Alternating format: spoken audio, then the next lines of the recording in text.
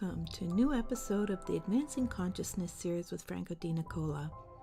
This is a place where people can come to gain further insight and clarity as to what is going on and how we can shift things on a personal and global level, while also accessing higher levels of consciousness and awareness. We bring this series to you free of charge so that many are able to access this information. And if you resonate with what Franco shares and you would like to support his work, contributions are welcomed and greatly appreciated. A link is in the description and will be provided in the chat if you feel guided to do so. Also, we have many previous workshops, such as the most recent, Actualizing Beyond Your Current State to Live Your New Reality, along with our membership program, Let's Talk About You, where like-minded people come together bi-weekly to talk about the topics requiring deeper understanding and clarity. All of these are available on Teachable, and we encourage you to check them out as they are great resources at very affordable prices to assist in better understanding this human experience. The Teachable link will also be provided in the chat and description. And lastly, don't forget to share. As more of us are coming together and creating a shift in oneself, the more effective it will be to shift things globally. Thank you for joining us and being part of this change. Enjoy today's broadcast.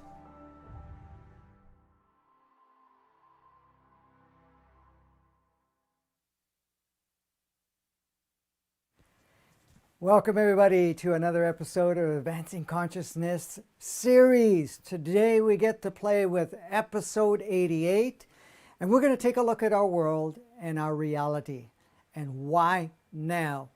Well, many of us have been looking and seeing what's going on, also experiencing some very powerful, intense things going on in your life, in your surroundings, and we seem to be going to the next level, next wave, and it's going to get even more exciting, but the excitement is ours to shape at this moment. So let's take a look at what are we looking at. But before we do that, I would like to thank everybody for your support, your assistance, your confidence and whatever else, for everything that we're going through ourselves, and to support us in all that we are doing to bring continual content. And we're going to also look at doing some other powerful tools to assist you at this point in time in ways that allow you to flourish the way that you've designed to do so. Now, most of everything that we're sharing is really to activate what you already know. So we're not really creating anything brand new. What we're doing is we're stimulating what's within yourself. We're turning you on, but you're turning yourself on. Everything that we are sharing is not only information that you know, but the frequency that's being held and directed and being also by all of you coming together is activating each other, and it's also creating a new comfort level of your essence. And that is the beauty of all that is taking place right now. Yes, we can look at the world and say, hey, it looks very crazy right now with everything that's going on. And we already got a lot of different indications of more to unfold. And of course, not only the polarity, the instability, whatever you want to call it, and making absolutely no sense whatsoever is being elevated very powerfully. But at the same time, we're also experiencing pretty powerful energetics that are being activated within ourselves, in our environment, and so forth.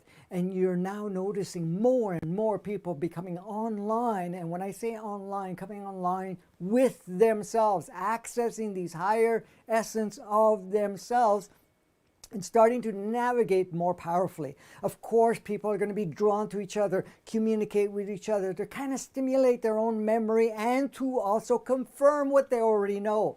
A lot of times the ego likes to get in the way and requires you to have a tremendous amount of proof before you accept something of nature. But when it is absolute truth that resonates within you, it's not so much is required to do so. But at the same time, the ego is very busy creating alternate stories and reasons why we cannot trust ourselves. And what does that mean? Trusting ourselves. It's really acknowledging what we know, what we feel, what is emerging from us. And I've talked about it before, that the new world that we are unpacking right now is coming through us. We are the ones that are unpacking it. We are on at the moment. It does not matter. It never did and never will.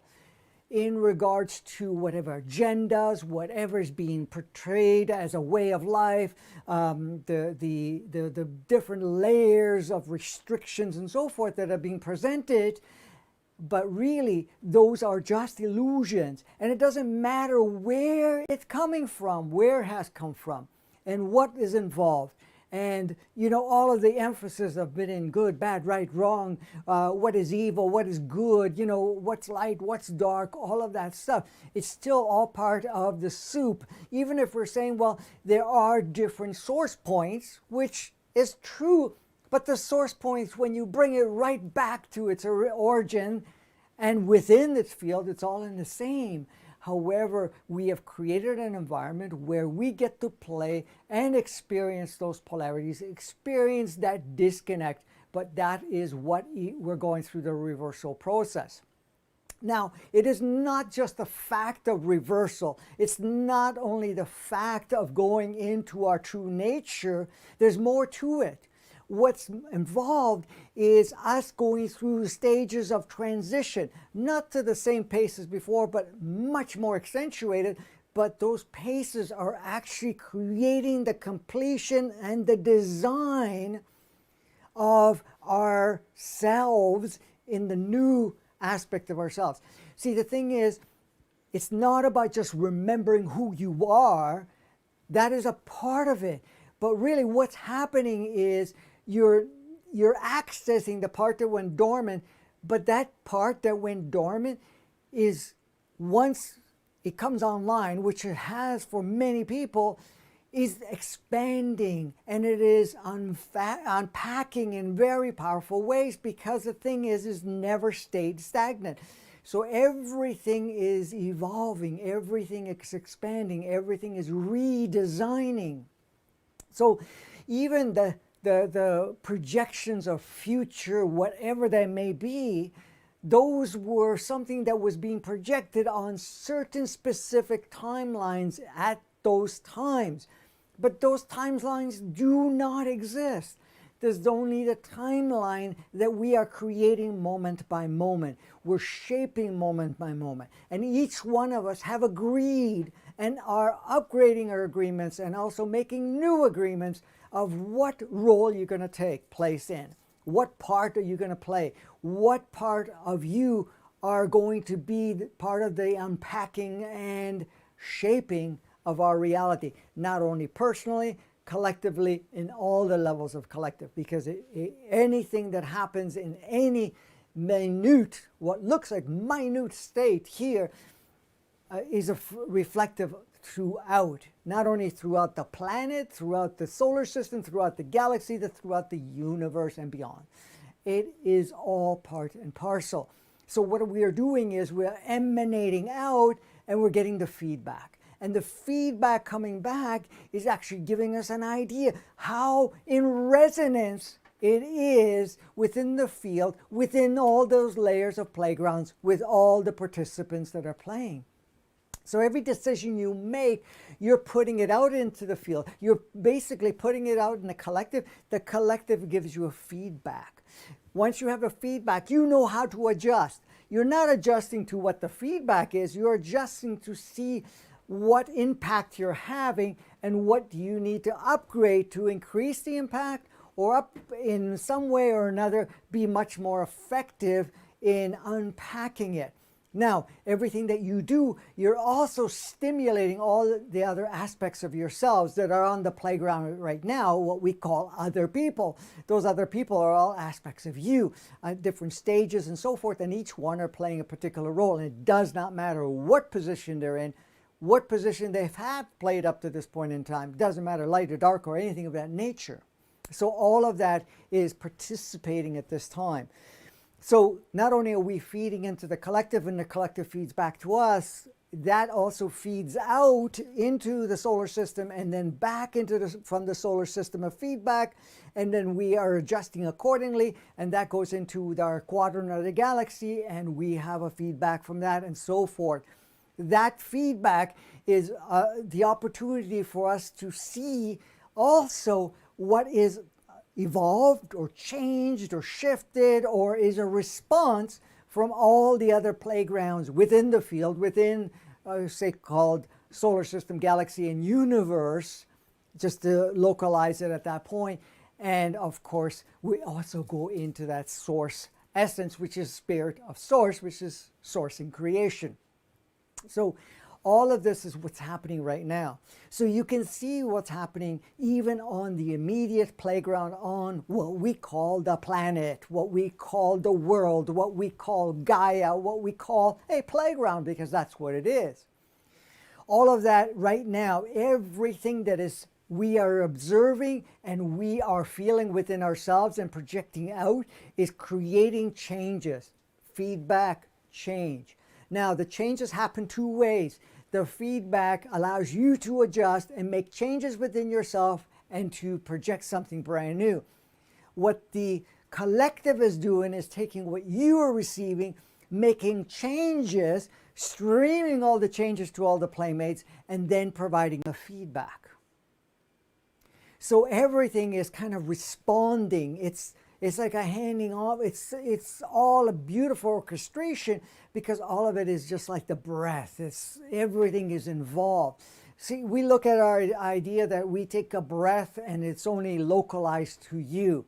Every breath you take, not only are you moving yourself, you are moving everything on the planet. Everything within the solar system, the galaxy, and the universe. So it's not just a localized breath. It is a movement that you make, because what you take in is kind of what you're receiving. What you're putting out is what you're sharing. You're sharing and then receiving. So, and all aspects of yourself are doing the same on all realms. There is no real separation. We never left the field. So whatever happens here is affecting the field, and the field is affecting you. But you are still in charge. Each one of us is in charge how we participate within the field and what we are doing as part of the playmate within the field itself. That is the beauty of all that we are seeing right now. So it's amazing when we take a closer look at all of this, and then that little game idea that we've accepted, that we are insignificant, that we're not really playing a very powerful active role, dissipates, dissolves, because you see that you are part of the whole picture. You are part of everything that it's unpacking. I know we can adopt the idea that I'm just this person, and this is my history, my stories, my labels, my definitions, and so forth that I've attached myself to, that I'm just a human, what else can I do, and so forth. Those are illusionary ideas that we've taken on to have that particular experience, but now we're awakening to see that we are that source, we are that creator, we are our own creation and the observer of creation. And that observation is what you put in, put out, and coming back in, and so forth. And it goes way beyond any idea of laws of attraction or anything of that nature. It's not really about that. It is a movement of putting out and receiving feedback and adjusting, upgrading all the time, because every moment, every impulse that you have as thought, every emotional feeling you have is putting out, and then you're getting the feedback. Now, I know we kind of created a closed loop where we were not allowing what was coming in to actually stimulate something within ourselves so we can upgrade. No, we were just taking in what was coming towards us and then adopting that as a way of life. And we created what looked like a very restricted, limited life, and feeling that this is the game and I have no say in the game, and this is the game that I've chosen to play in most cases I got thrown into, not really so much chosen, and then I have no way to change it, and I have to learn how to play the game. And this is what a lot of people have done. They put a tremendous amount of energy to learn how to play the game rather than observing the game and see how we can upgrade, because that is what you really are here to do. You internalize, experience, and continuously upgrade, not to internalize and shape yourself from the feedback. Because each moment that passes by, whatever feedback and whatever you have adopted becomes older and older and older, and becomes more and more limited and stagnant from the upgrading that's going on. Because the upgrading is happening all over the place.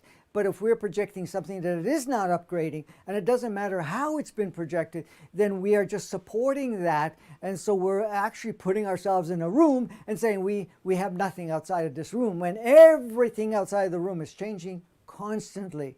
And the thing is, that's what we are realizing now. So we're stepping out of the room, we're stepping out of the boxes, we're stepping out of the limits, and then really participate in ways that we've never participated before, in these beautiful physicalities that we have on this beautiful playground we call Gaia, and so forth. So this is what we're at right now.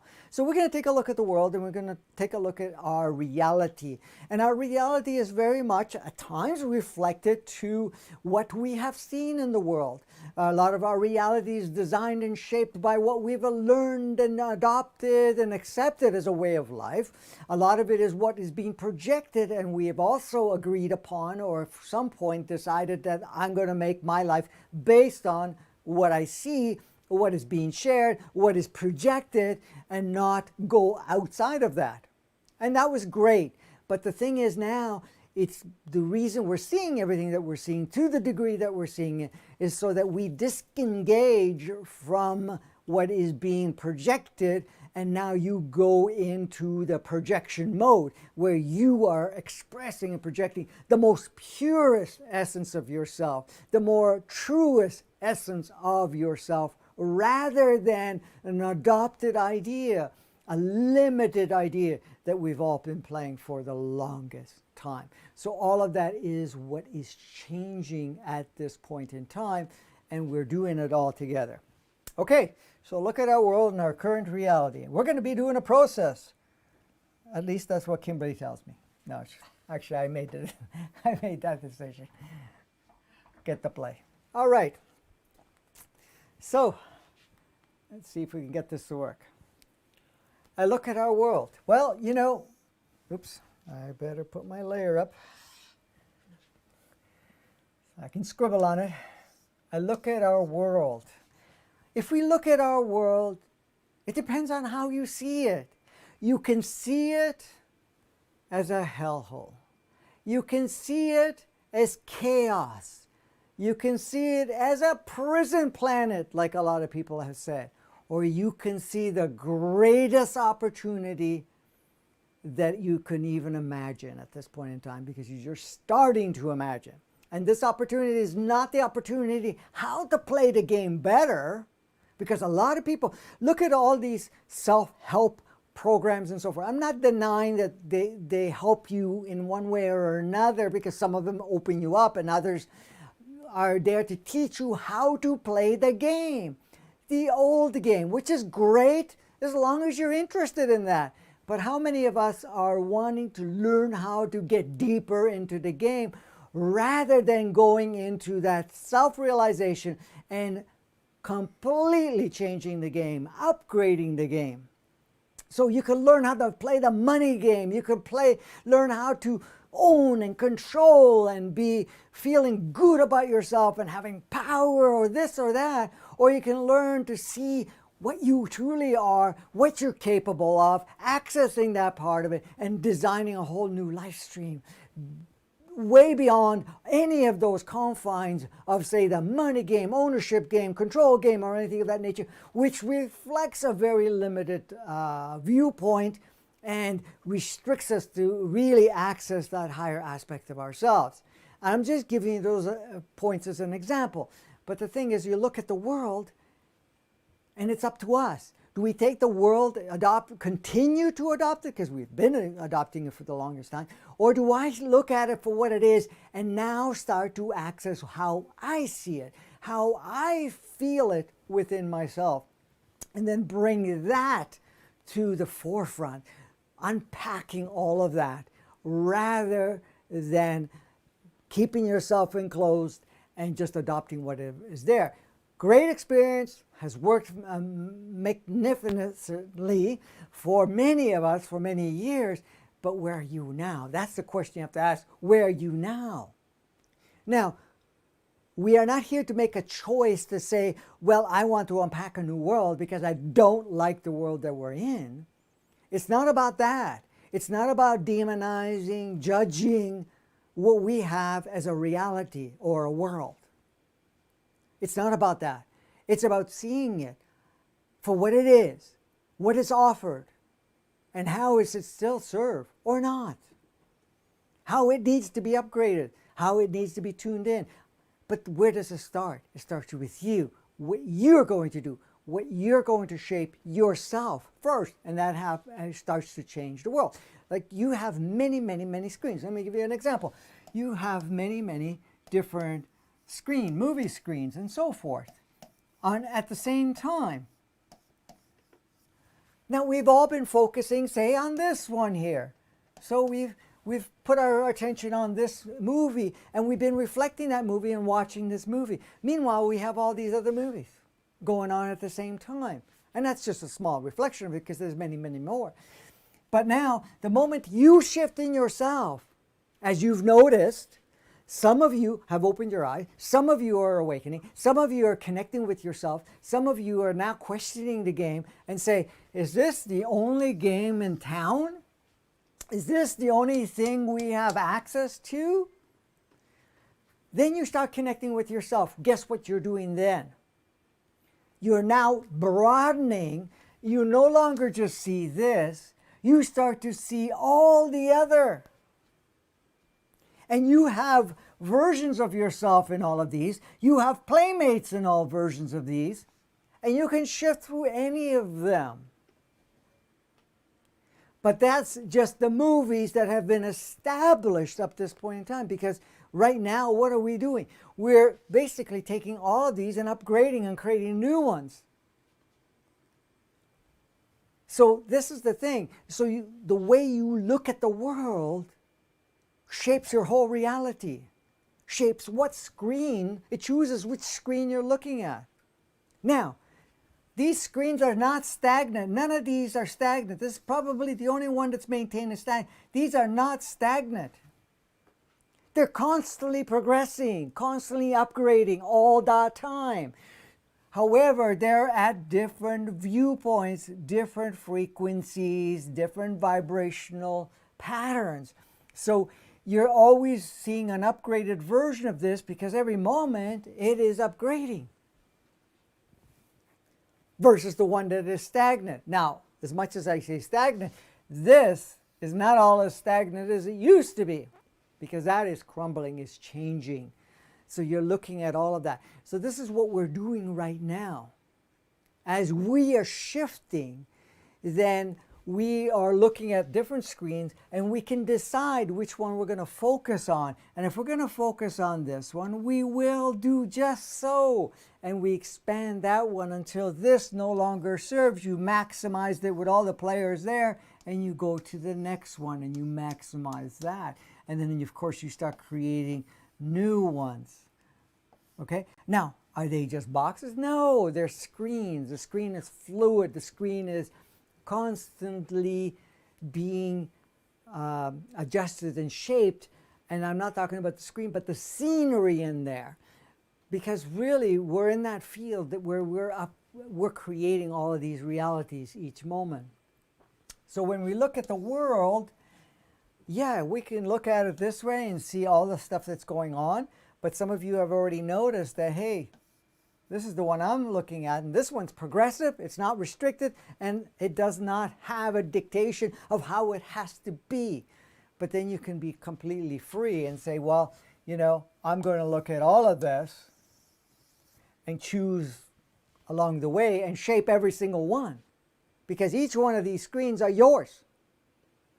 Each one of us have similar screens, but different layers of it because we're all different characters in it. We're each one encoding it. So it's very different than what others have seen. So this is the beauty of it. So wherever you're engaging, for example, if you get together with like-minded people, now the outside world looks very different when you're in like-minded people that have a broader perspective, that sees the bigger picture and sees more opportunity, more potentiality, and all of that.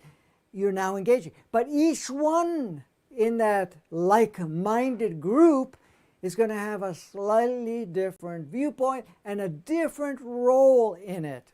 The communication, the observation, every part, each one is going to be different, but we've all, those like-minded are focusing on, say, this screen and all that is being created within that screen, within that movie that we're in. And there's no stagnation involved in there, but at the same time. Now, do we need to say, well, we're like-minded, we have to be like-minded through and through? No, like-minded meaning that you are all choosing to open yourself to other potentialities, to realize that you're source essence, that you are pure love, that you are free to create.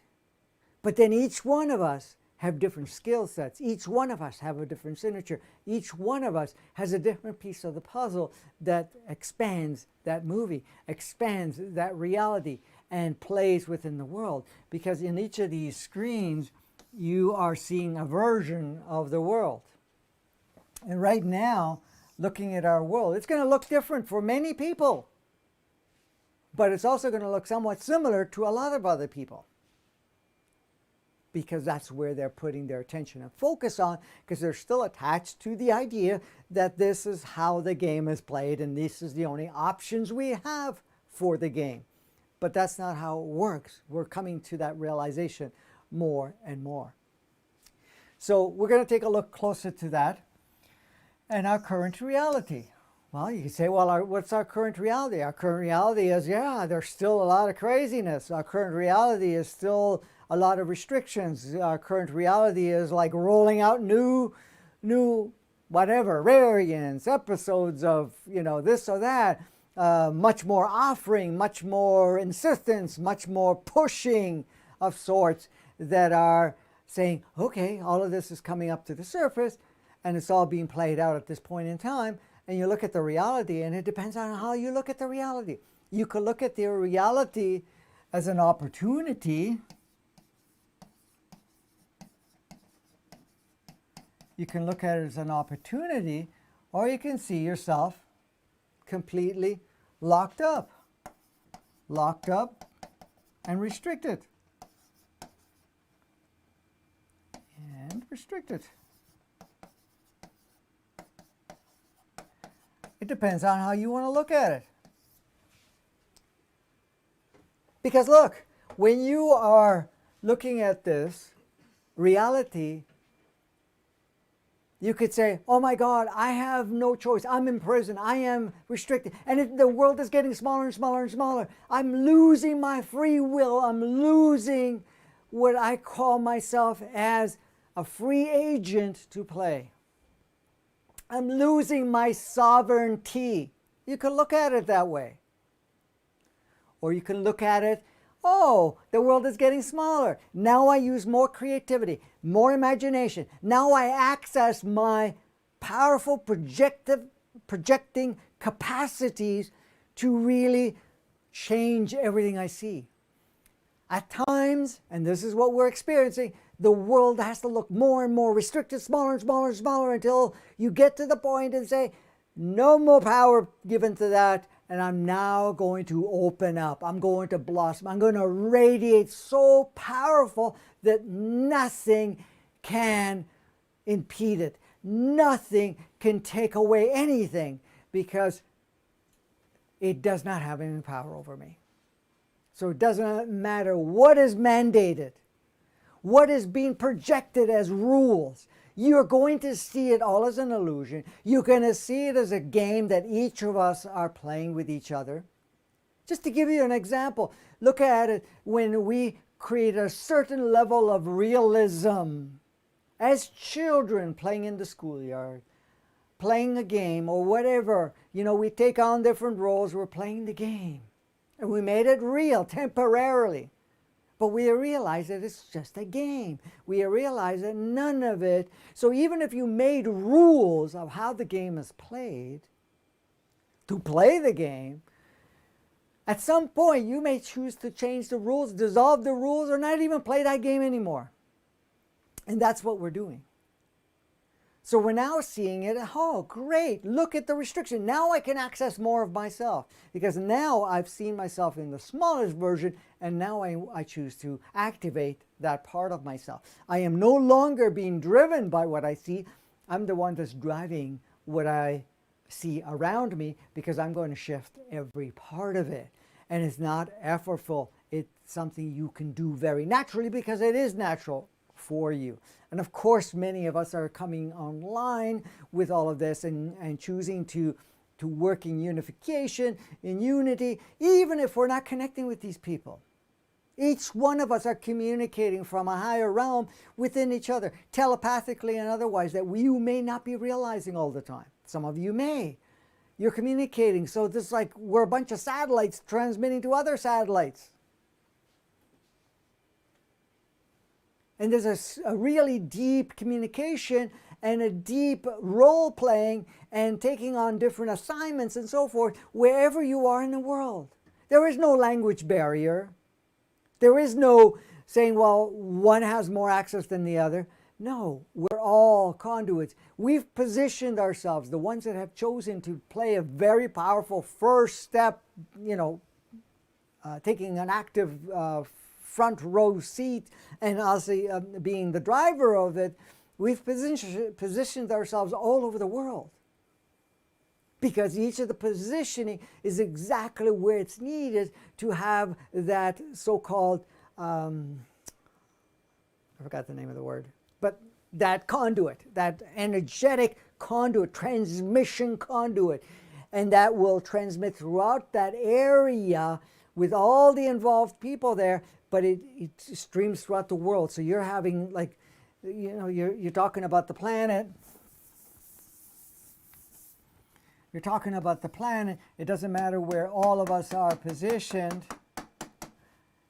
Each one of us are being a powerful satellite, and we're transmitting all over the place. And you're having all these fields reinforcing and so forth and creating changes. So the change doesn't happen localized, it happens all over, but each one of us in a local position is transmitting to all other conduits of ourselves that are positioned all over the world, and the same we are receiving. So we are creating a change throughout the whole playground rather than, say, localized in this little area. Now there's going to be a variance at different areas depending on what energy is focused and how much of the playmates are involved there, but one change here will affect all of these, and even though it may not be exactly the same, they'll be to the degree that each area can, but at the same time we're receiving feedback from all the participants in there, but all the different participants in all over the world. Now there, of course, there's more than what I'm just showing there. I'm just giving you an example.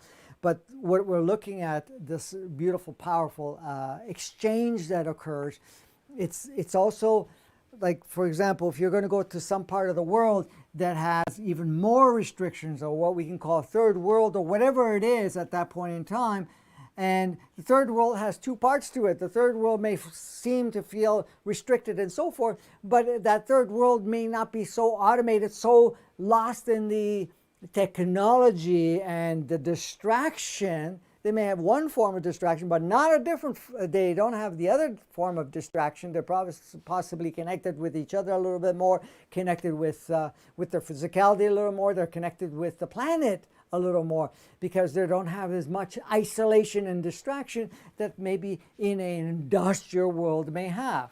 And of course, even all the industrial worlds are all different, depending on where on the planet, and even in every country has segments and so forth.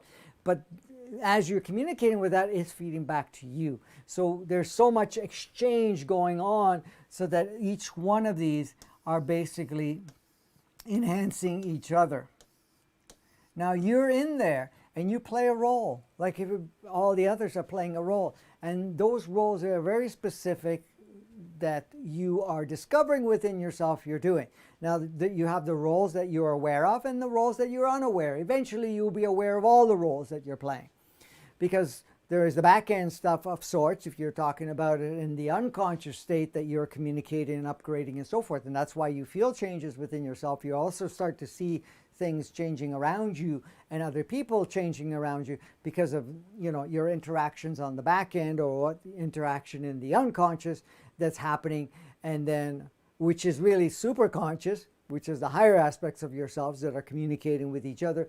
But then the human part, though, the part that we've kind of limited, which is upgrading and changing anyways, or created the projection of a limit, may not be conscious of it. But eventually what happens, it merges. So the superconscious and the conscious are aware of everything that's going on. And there are people like that here, and you may be listening to this now, and others that are just starting to get, you know, their feet wet in that regards. All right, I think we'll have to move on, get to play some more. All right. Oh, that's interesting, whatever that is. All right. Are we surprised? We can see what we have interpreted as our world experience and reality to be somewhat different from what we see and feel within. This is something to reflect on. All of us within ourselves see and feel a different world than what we are looking around us. That is very instrumental in making changes in you. And I'm sure you're recognizing it. And you're recognizing it even more. So what you're going to notice when you're looking at what you see and feel within, you're going to notice that what we've interpreted as our world and world experience and reality is not quite a match. And there's a purpose behind that. One is to have that experience and to enhance yourself within that experience. But at the same time, it is for you to bring that part of you out into the playground, into the world experience. Because if you have to ask the question, is the world actually operating in its true design? The answer is no, and you know it within yourself. Are you having the true designed human experience? You know within yourself the answer is no. You're just starting to scratch the surface. You're at this point just unpacking yourself just enough to get a feel for it. But you're not even scratching the surface yet. There's much more to it. We're not living what we call the human experience.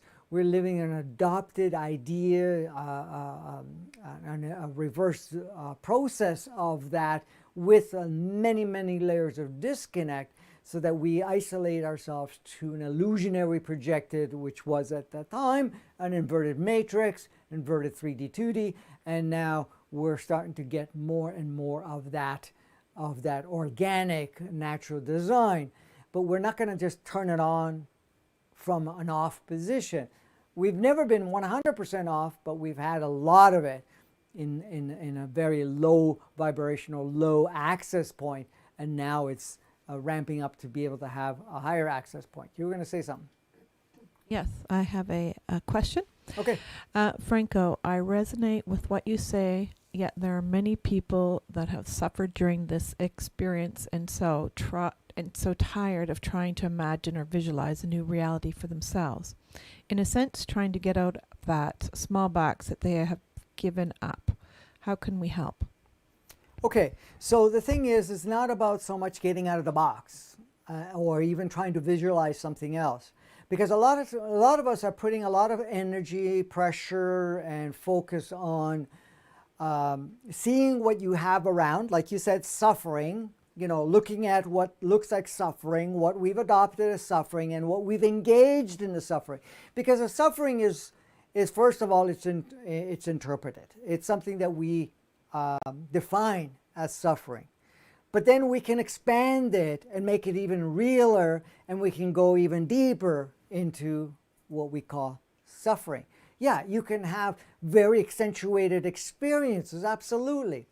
But the thing is, we get into the idea that we have to judge what we're experiencing, what we're seeing, what is playing out, and then that becomes what looks like very, very restricted. And then what are we going to do? We're now going to go forcefully into envision something different.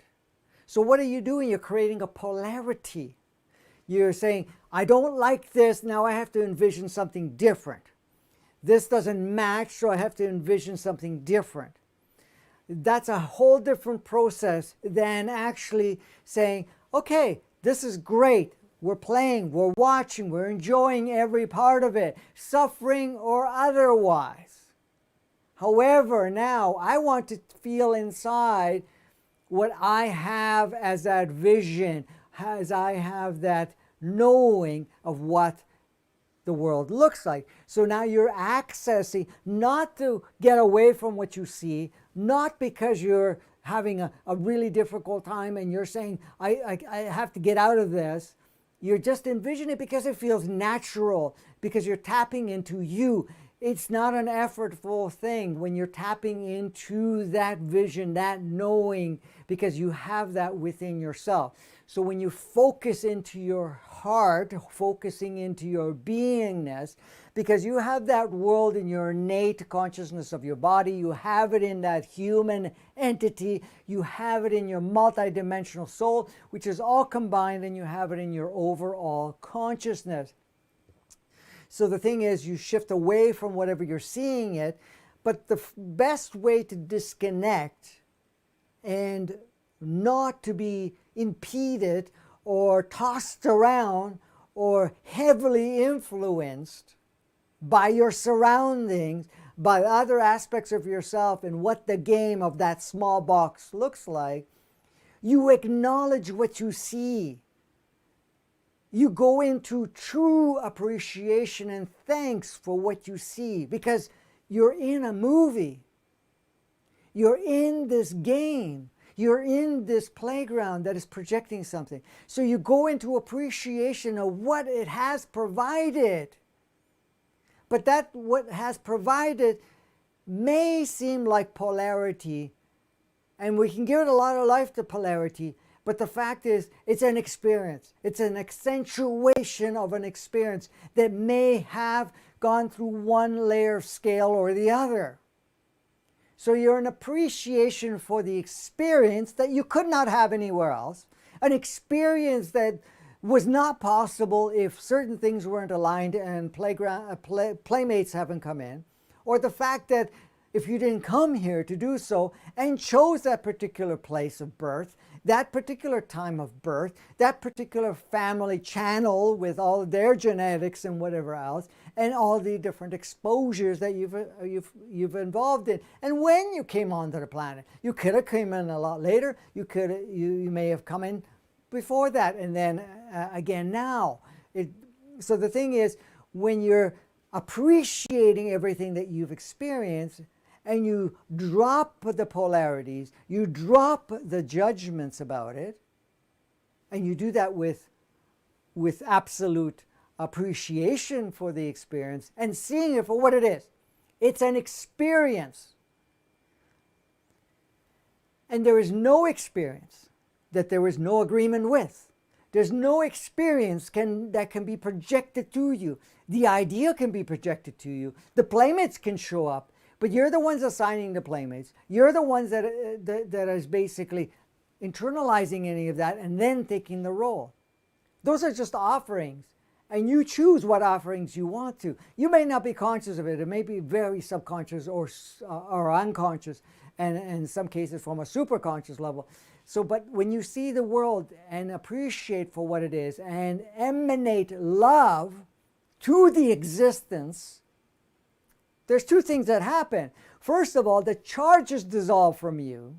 Second of all, you're no longer active in polarization. You're going into neutrality, But at the same time, when you are beaming out love, the screen, the collective starts to change. Those are layers of reality that you're shifting, the movies you're moving through by just doing that. So when you're in that state, then you go in and now allow yourself to experience that world that is ready to be unpacked within you, the one that you feel, the one that you see, the one that is in your very essence within yourself. And the thing is, it's not stagnant, it's also evolving. This is why imagination, creativity comes into play. As much as people say there's nothing to create, there's nothing not to create, because we're constantly creating. What is that? That's constantly expanding, coming up with new ways to experience, new ways to project the playground, new way to be involved in the playground. Because what you are source. You are the very essence of all existence. You are the spirit of that very essence of existence, because that's existence or source in action, or a source in creation, experiencing, and so forth. That is constantly evolving. The whole field is evolving. All of sourceness is evolving. But part of source is experiencing itself. And at that point in time, it may have created, as we've noticed, different channels of communication, different channels of expression, some focusing on intensities, others focusing on expansion, and so forth. But they both serve each other to some degree, when eventually one starts to dissolve on different playgrounds, and then, of course, through the solar systems, the galaxies, and universes, and that is the process that we're going through right now. So if we drop the judgment, we drop all of that, and you acknowledge the game, appreciate it, and you have to appreciate it with a depth of appreciation, seeing the beauty of everything that's being executed, seeing the beauty of all the dance, and then with emanating with love, and then allowing yourself. That really totally changes the platform of how to experience it. It really opens up things in a very powerful way. You're accessing more of yourself, that true essence. Go ahead.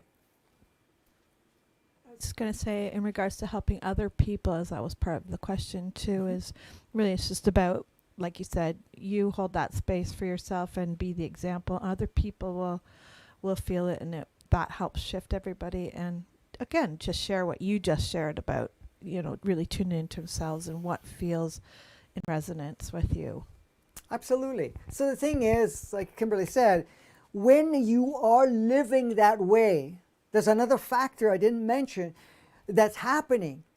You're now being not only a powerful example, but you are such a powerful beam, a beacon of that energy, that any restrictions other people may have is being shaken up, and they will feel drawn to connect with that energy.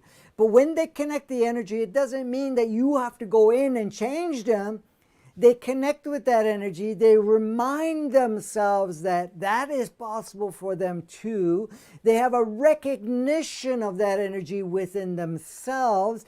So they're turning themselves on by just being in your proximity, by being in your environment, because you're emanating what they feel inside they have not been able to.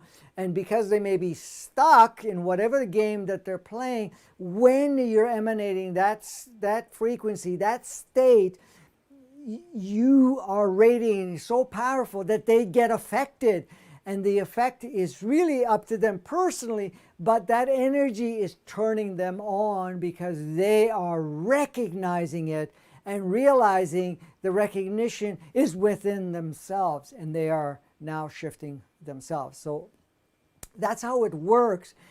We're not there to fix anybody. First of all, nobody's broken. But when we work on ourselves and emanate, that affects the people around us, affects the community, affects any groups that you connect with, lineage and otherwise, but it also affects the whole planet and the solar system and the galaxy and the universe, because they're all interconnected. but it's really you. It starts with you. This is why this message keeps coming over and over again. It starts with you. And you wanted it that way. And that's how. So are you helping anybody? You're being you. And all these other versions of you are aligning. Not to be the same as you, but access that frequency so that they can express themselves with a frequency they recognize, because each one of us has a very specific signature. We have a signature from a body, a signature from a human entity, a signature from the soul, but we create a one brand new signature when you merge all of them together. And each one of us has an offering. The body has a very specific offering for each and every body that exists on the planet, frequency-wise, code-wise, and everything else. Each and every human entity has a specific frequency that is also contributing, and a carry-on from even other incarnational expressions and so forth that has learned skill sets and everything else. And the multidimensional is bringing in multidimensional components of experience and so forth, and creating this beautiful, powerful unit that is playing on this playground we call Earth, Gaia, whatever you want to call it. All right. So, as much as we may have interpreted any experience as a reality, and we see that how it's different, that is the part that's dissolving within ourselves right now, because we're now resonating more what's within than what's outside. Yes, we're going to go through a period of time that it's going to feel like what I'm looking at around the world is a mismatch. And sometimes you may feel like you want to go hide. Sometimes you might feel like I need to be alone, or I need to, get connected with Gaia, because Gaia doesn't have as much conflicting energies and so forth, because it's very grounding.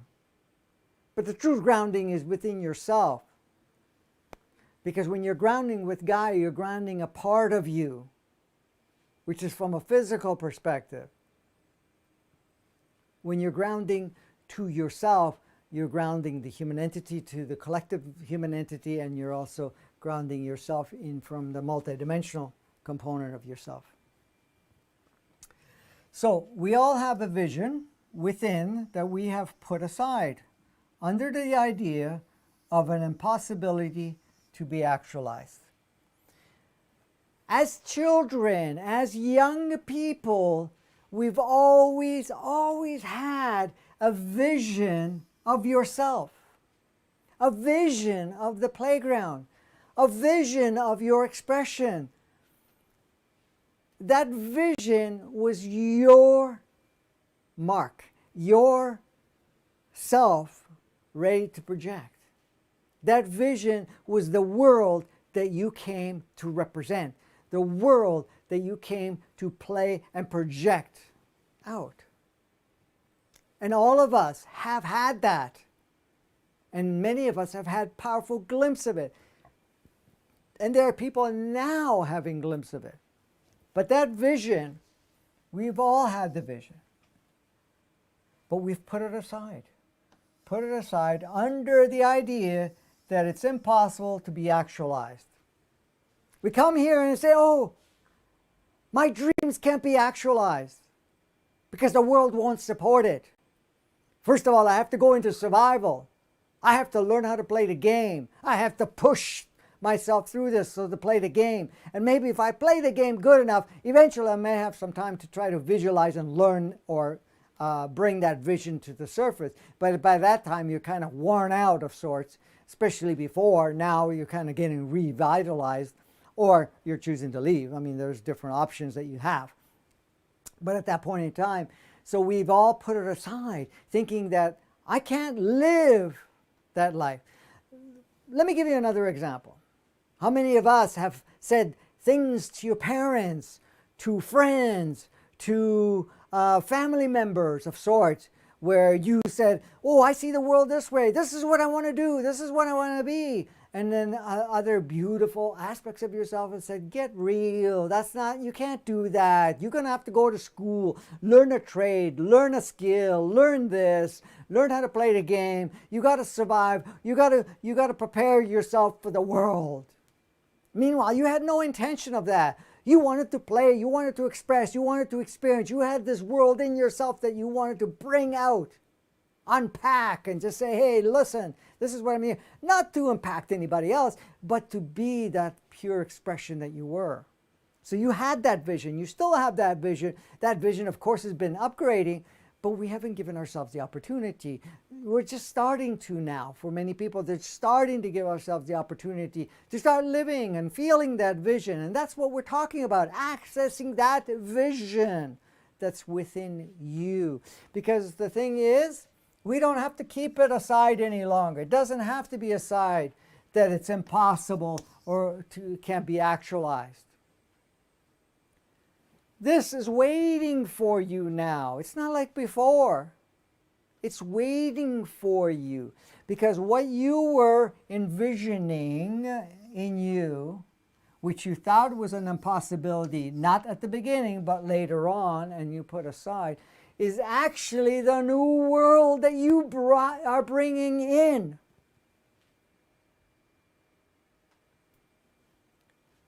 And that world has been expanding and growing. So you came in to bring that. Every physicality is expressing a higher version of itself. At least attempts to. It's a consciousness itself is always expanding. Every incarnation of the human entity, which is the human bound, what we call planetary bound soul, is always choosing to express even further its skill sets, what it's learned, its possibilities, and bring more of its origins through it.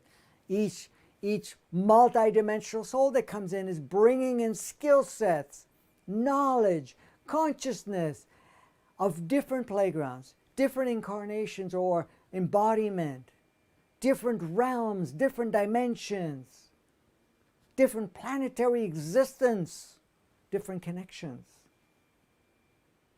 And that's all of it. But that's all being brought very in that beautiful combination, because each one of us are a unique, beautiful combination, to be expressed as the new world. That's the world that you're unpacking. So as much as we, felt it's impossible, we're realizing that it is possible. And not only is it possible, that's where the source is, the power that you have. The power is not in your physical struggles, fighting, resisting, standing your guard, standing whatever they call it, standing your what? Do you remember? No, Kimberly does. She's busy. I'm sorry. Standing your ground, standing something, whatever. There's probably a correct way to say that. But it's not about any of that. It doesn't work that way. We've adopted the idea of that way. What we are representing, what we're expressing is way beyond all of that. We're bringing out this higher aspect of yourself. So everything is actualized because you're the one that instigates all actualization. You're the one that unpacks every part of it. Now, it's true, there has been a lot of reinforcement that idea to us over the years. So, I think I was supposed to fix that somehow, and I did. All right. So, what I meant to say, there's been a lot of reinforcement on the idea over the years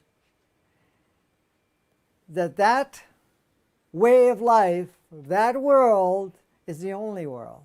3D world. The 3D world, the inverted 3D world. The world that you have within you is to be forgotten about. That's a child's dream. That's your fictional imagination. That's not something that's real. That's not something that actually will get you where you need to go. That's kind of what is being reinforced. And not only what is being reinforced, what's being reinforced is a certain pattern of life. Reinforce that we are restricted. We have no say in the matter. You come and play here, you have to adopt what you play here. You cannot be your genuine self. And if you're going to be somewhat of a genuine self, you got to buy into one of the categories or one of the boxes. That could be religious, can be cultural, could be race, could be gender, could be anything. And wherever you're positioned on the planet and so forth, and the timing of evolution or whatever it is, to adopt all of that, and that is your expression. But that's not how it works. That's what we've adopted. That's what we've played with up to this point in time.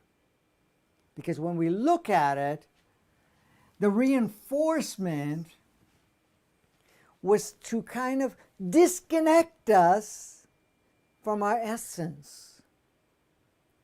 You came here, you put your essence in your pocket, hide it under a rock, and come and play the game like us. Forget about your dreams, forget about your imagination, forget about your creativity, forget about that. We're going to go play in what we call manifestation and so forth. We're all going to copy each other. We're going to try to envy each other. We're going to try to see who can supersede each other. But we're all still in the same confines. We're still in the same game. That's the reinforcement. And the reinforcement says, you can't get out of the box. Because part of the reinforcement is criticizing, judging, labeling as you crazy to imagine outside of this box or outside of certain fabricated rules and so forth. All of that is coming to reinforce that old world, that world that you entered with excitement to see how much you can unpack it, how much you can change it, how much you can bring it into alignment with what is being called to be brought out. Many of us have felt, let me use this word just for the sake of it, to be impressionable, and that we've been pounced on, we've been pushed and harder to conform, to accept a way of life, rules. Don't think for yourself, think like others, align with the collective, align with whatever within those collectives. Like I said, religion, culture, education, you name it. Genderfied or whatever. Culturefied or whatever. Religialized and whatever. I'm making words up at this point. Let's have some fun with this. Okay, so that's the thing. But we now realize that reinforcement was only compressing us further and further and further until you say, okay, that was pretty cool. However, now it's time to flourish. It's time to open myself up. Time to emanate. Time to bring everything that I've put aside temporarily to be unpacked. I'm taking the goodies out. I'm taking the most advanced part of myself, my uniqueness out of myself. And the uniqueness will not have to follow any box, any rules, any confines, any existing patterns. That's the beauty of it. Right, Kimberly? That's correct. All right. Therefore, we have accepted the game we see around us as a fixed game with no real possibility to reshape. Look, all these so-called, and I will say it for what it is, fictional leaders, fictional authority figures, fictional rules, fictional laws, fictional patterns that is being projected, making it look like the game is fixed. You cannot change it. There's no possibility to reshape any of it. You just better learn to accept it. Conform. Participate. And then when you're in there, figure out how you can play the game better. But while you're doing it, how many other aspects of yourself that you have to overcome?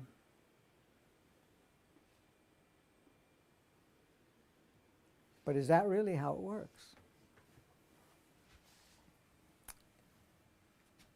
Is the possibility to reshape really there? If you asked yourself right now, can I reshape my life? Can I reshape anything in my life? Anything in my community? Not because you're going to judge it, because you are reshaping it. And then how does that work? Through the dream state, which is imagination, creativity within yourself, envisioning. We're not talking about the vision board or anything. Envisioning that life, and that involves feeling it and being with it. But that is not from what you see that others have created. It's what comes from within you. It's your imprint, your footprint, your specific state of expression. And that's what you're doing. Bringing that. So the game is not fixed. It has looked that way. And we've accepted the game as we see it around us. And that was just a temporary acceptance. Now some have accepted it, have come and have gone. They came in, they accepted, they played the game, and then the game ended for them. Did it end permanently? No. They may have dropped the physicality, they may have swapped, did whatever, doesn't matter. But you're not in that position right now. If you're listening to this, if you are discovering yourself, if you're tapping into it, then you're seeing that the game we see around us is not fixed. Nope, it's not fixed. And this whole idea of no real possibility to reshape is dropped. It's all about reshaping it. There's not even possibility. You know you are reshaping it. You know you came here to reshape it. You know that you are doing what you're doing within yourself to reshape. To reshape you, the human experience within you, the realities around you, the realities of all the playmates around you, and the collective. It's not your responsibility. It's about you being you, and everything unpacks accordingly. Got it, girl? Mm-hmm. All right. Okay. Let's see what else we got here to play with. As much as not much was being questioned or challenged over the years, many of us, all these years, decades and centuries, really never questioned the game. We kind of accepted it a lot easier. We saw what was around us, and we adopted that, and we learned how to play that game. And while we were doing that, we didn't question, hey, wait a minute, who made this up? How does this actually work? Who even imagined challenging it? Yeah, sometimes we fought systems, absolutely, because under the banner of unfairness or this and that. But did we challenge the system, or just the role players, or certain parts of the rules? Did we challenge that the game is just what it is, a game, and the game is completely flexible, and the game is designed for us to play how we choose to play it, not just to accept it, which we've all done to some degree or another for a period of time, but to change the game, to upgrade the game, to be part of that changing component of the game. So as much as, we've been challenged over the years, it's a very different case and situation now. Look at it now. It's very different. We're looking at what's out there. We're looking at all the rules, all the games, all the so-called authority structures, all the governance, all of these so-called sciences, all these so-called history, stories, information, and so forth, technologies and all of this stuff. And we're starting looking at it and all of this stuff that we've learned through education, medical, you name it. And we're now looking at it and say, well, how does all of this fit? How much of it is actually something that we still have to give power to? How much of it is actually real? Yeah, you could say nothing is real. There's a truth to that too. But what is the most aligned of this creation? What is the most refined part of this movie, this video game that we're in, this playground that we're in? We came here to adopt whatever was there for temporary, but we wanted to play the real game. We wanted to be the real human, the pure human, the pure representation of love, but the pure playground of Gaia in all its sentient beings, not in the modified. That was only temporary, and that's what we're unpacking. It's the pure form of it. So what are we transforming? We're transforming the human experience. But what are we doing? We're really unpacking the real human experience, the real human expression. Because we haven't for 10,000 years. We haven't been living the true state of a human in its glory, in its capacities, in its capabilities, or anything of that nature. In fact, we've dwarfed our human experience physically, human entity, and our multidimensionality each and every time we come and play here. And then, what else are we impacting? The pure design of this playground, which we call Gaia, and all the sentient beings in it. That's all. So the case is very different. The situation is different. More people are realizing it. More people are getting active. Yeah, there's a lot of people fighting systems and so forth, thinking that's the way to do it. It starts that way. But then you realize that's a lot of effort. I'm still giving a lot of power to this, and I'm judging it and so forth. As long as you're judging, you're creating separation. As long as you're judging, you're fighting what's there, and it makes you weaker, and it empowers the other side. So it's not about any of that. It's going into the empowered state, seeing for what it is, and bring its obsolescence up to the surface as quickly as possible. Okay, accepting the existing way of life and continuing to move in the same old direction is being challenged more and more, personally and collectively. You could see the young people coming onto the planet. Some of you have been here right from day one, and you weren't so cool about accepting the existing way of life. You knew deep inside there was something off, and to continue to perpetuate it and to move in the same old direction didn't feel good. You may not have had the clarity of which direction to go and how to unpack it and so forth, but you knew that something was off. You knew that this was not you. This is not what you signed up for. Yes, part of it you did because you wanted to have that part of it, but that's not the real purpose you came here. We all come here to have a bit of the experience of whatever it is, but a lot of us in the active role have chosen to be a very powerful participant in the transformation and a very powerful participant in unpacking that way of life. So accepting the existing of life and continuing moving in the same old direction didn't feel natural to you. You may have accepted for a while, but it didn't feel natural for you. So now it's being challenged more and more, personally and collectively.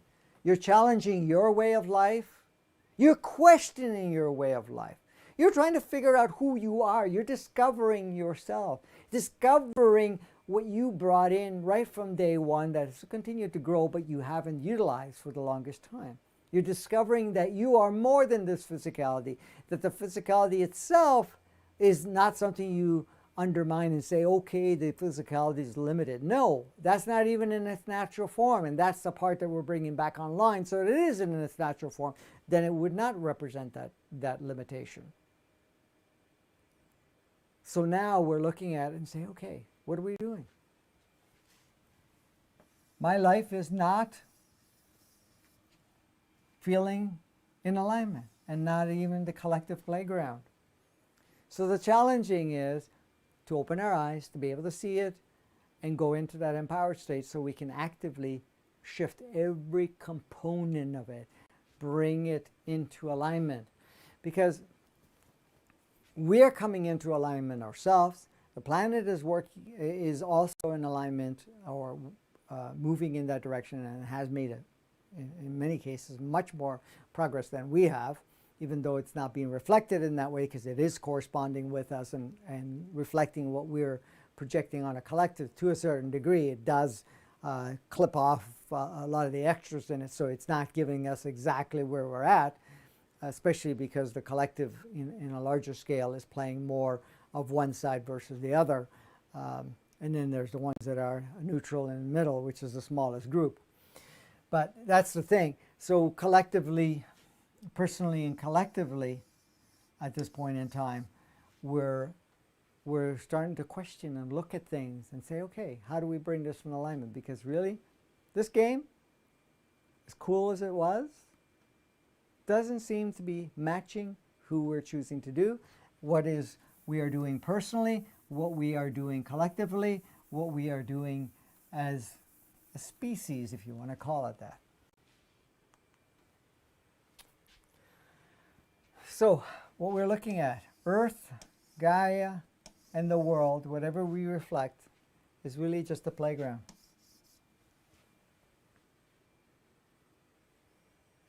The body that we use has an innate consciousness that is an extension of the playground, which is the world, Gaia, and Earth. It's an extension of that. Why are we connecting with it as an avatar? So that we can experience it. We can experience the playground, be part of the playground. Because your body has a very strong direct connection to all of this.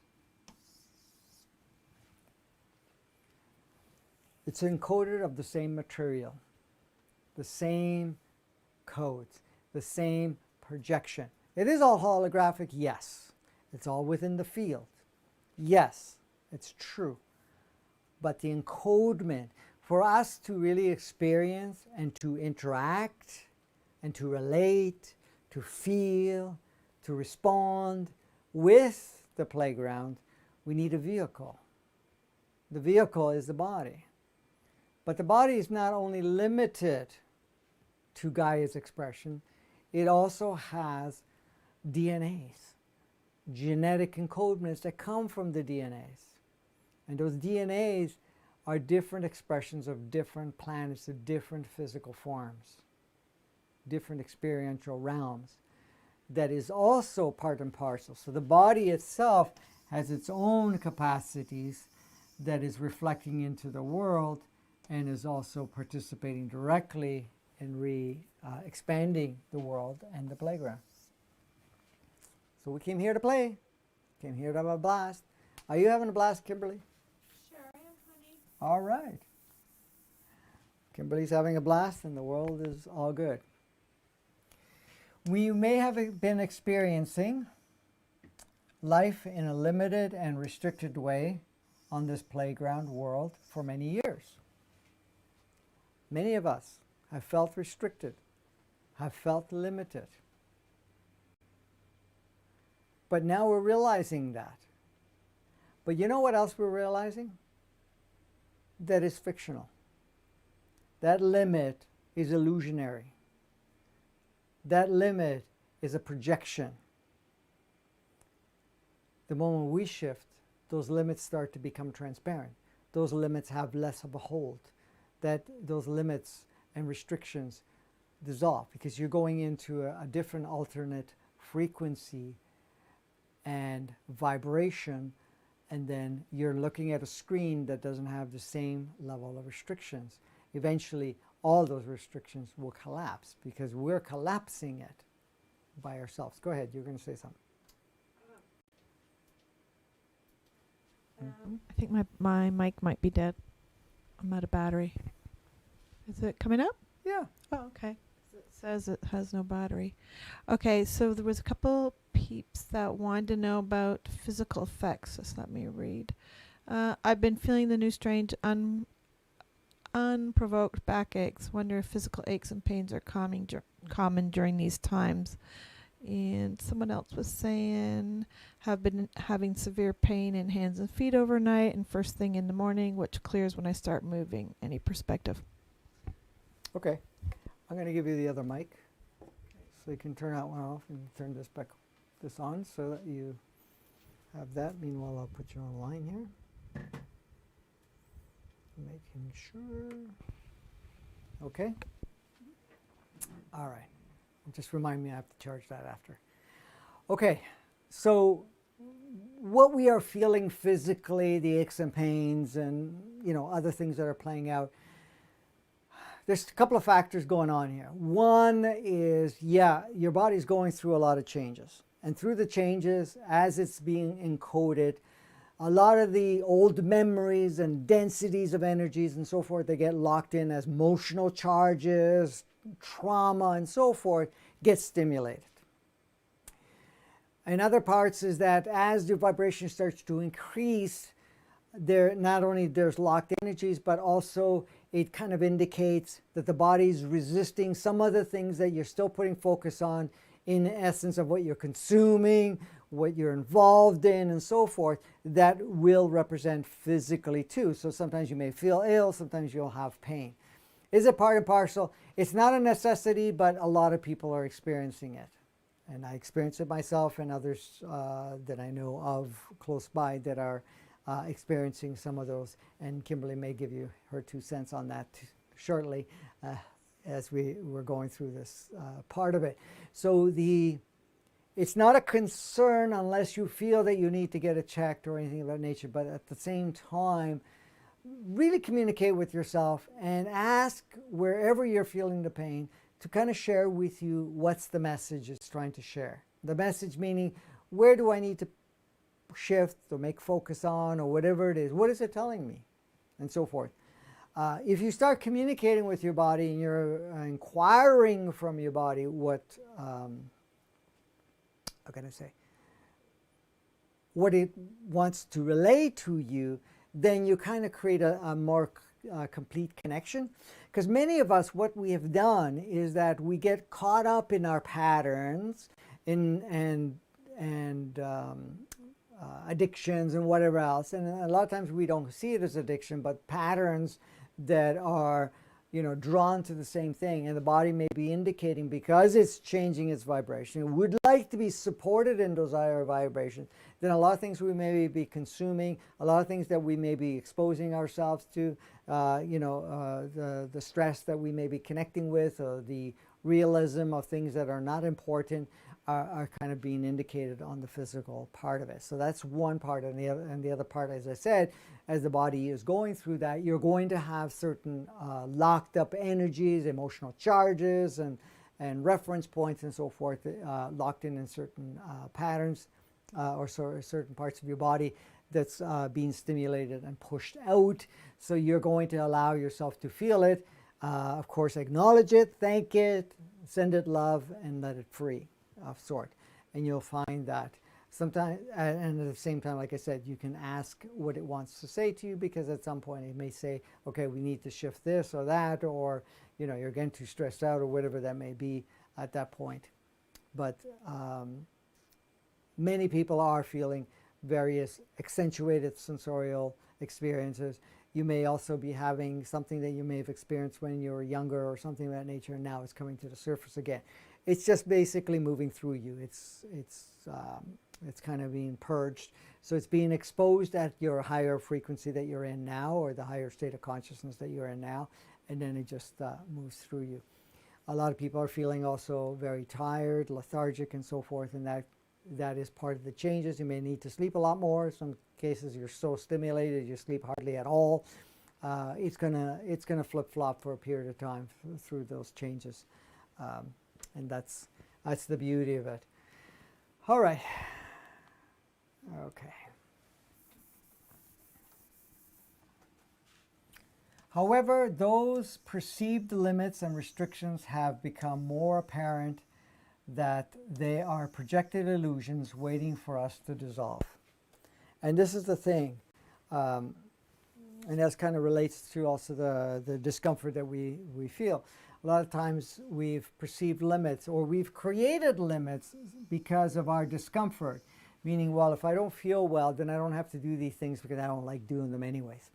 How many times have we said, I think I'm going to call in sick, or I'm not, I'm going to say that I'm not feeling well, so I don't have to go to my family gathering, I don't have to go to work, I don't have to go and connect with these people, or that I don't have to meet all these requirements, or whatever it is. So we perceive the limits and the restrictions at times to get ourselves out of things, but it's becoming more and more apparent, and it's not about creating or emphasizing the restrictions or limitations.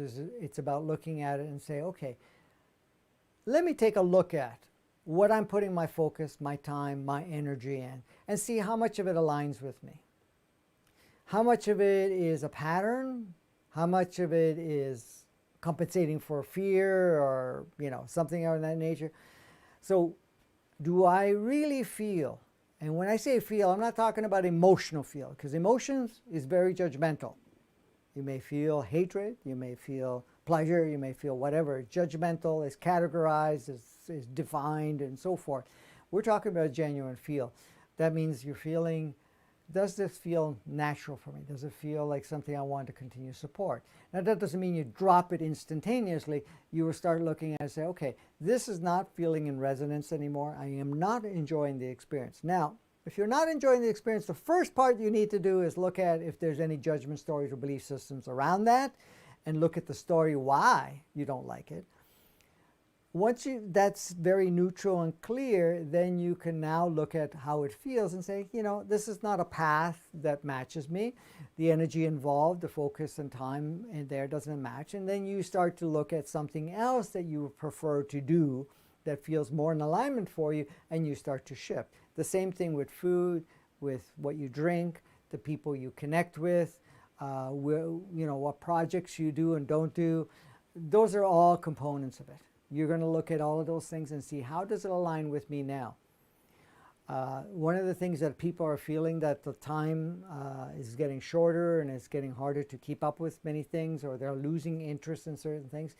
It's kind of yourself creating an environment where you cannot do as much as you were able to do before, so that you can fine-tune what really, really feels in alignment for you, and what doesn't, you will drop it. You will just let it be. You're not going to put focus on that. You can communicate with whoever, if there's other people involved, say, hey, I'm not going to stay with the project at this point in time. You may work a plan to transition, but at the same time, you'll start to be a lot more selective. I shouldn't say a lot more selective of where you put your focus, time, energy, and so that you can continue to evolve yourself and also provide a service wherever you're going. Now, no matter where we are, we're always of service, but at times there are certain situations, circumstances, and wherever you're playing with, or engagements with others that no longer feel in alignment, so you want to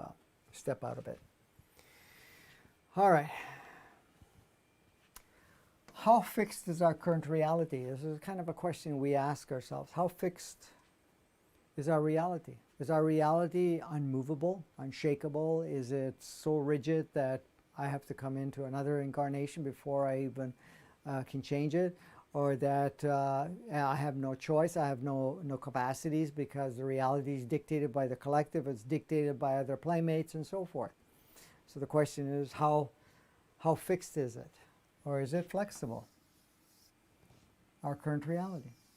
Well, you have to understand, the current reality is completely flexible. Our current reality has no rigidity whatsoever. Our current reality transforms as we transform. Our current reality will fade and become more real depending on our focus point. Our immediate reality, our collective, or what you can call cluster realities and so forth, are all variant of sort. You can say, well, okay, we're collectively creating, that's true, but each within that collective, you have layers that you will experience personally yourself, which will also create alignments with the others. So in essence, when we're looking at all of this, you're looking at reality itself is a reflection of our own projection. So as we change, our reality shifts. And as more of us are changing, we're stimulating more and more of the collective reality to change.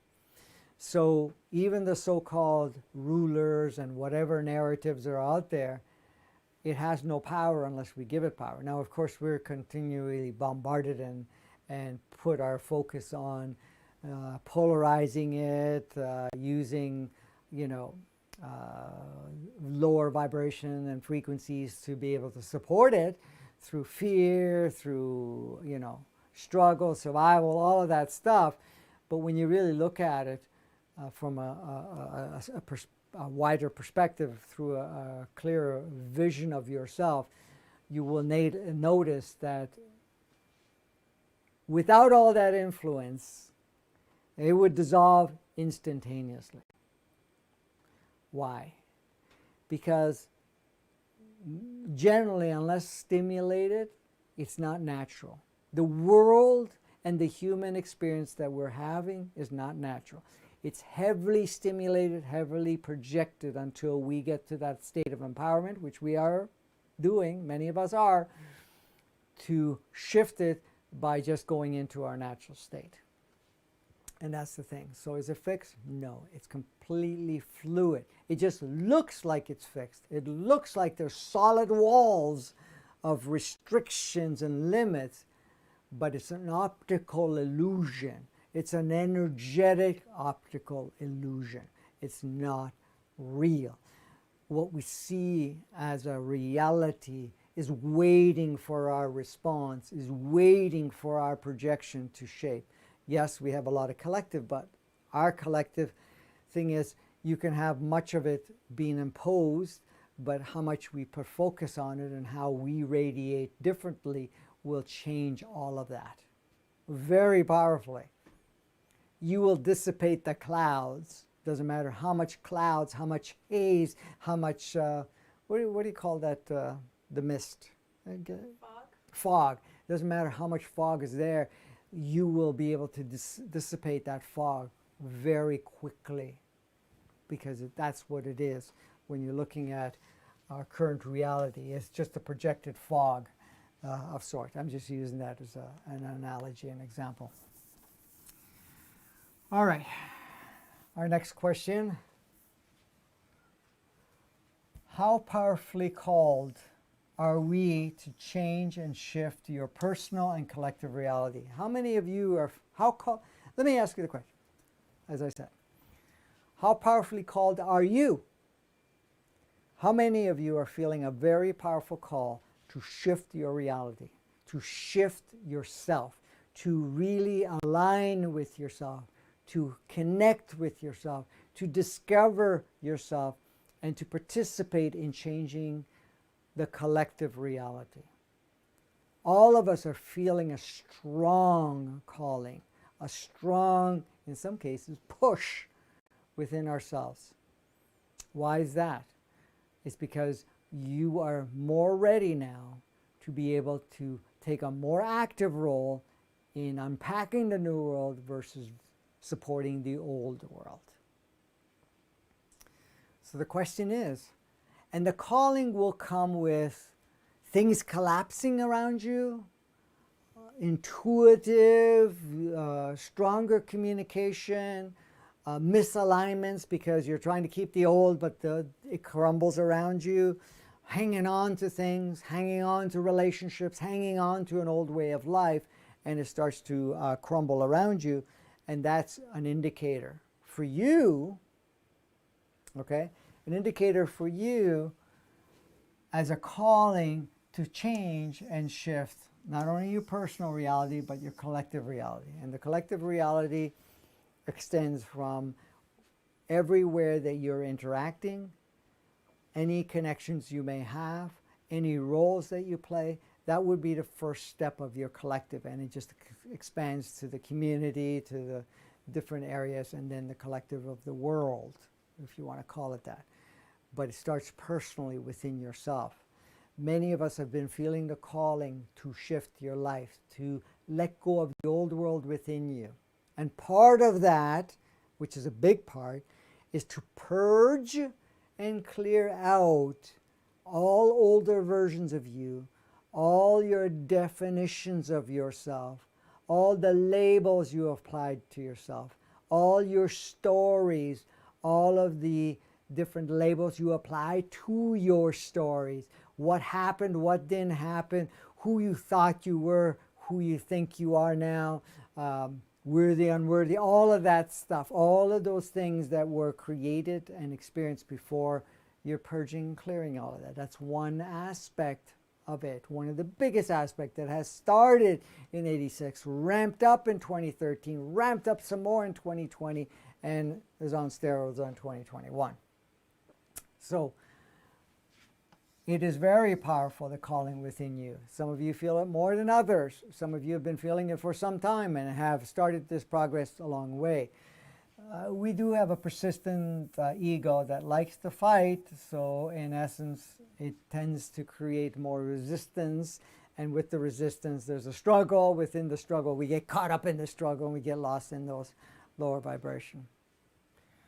So what does the world within you look like for you? See, this is where the exercise of, taking some time, quiet time. That could be the end of the day, early in the morning, could be, walking in nature and then stopping and connecting with yourself.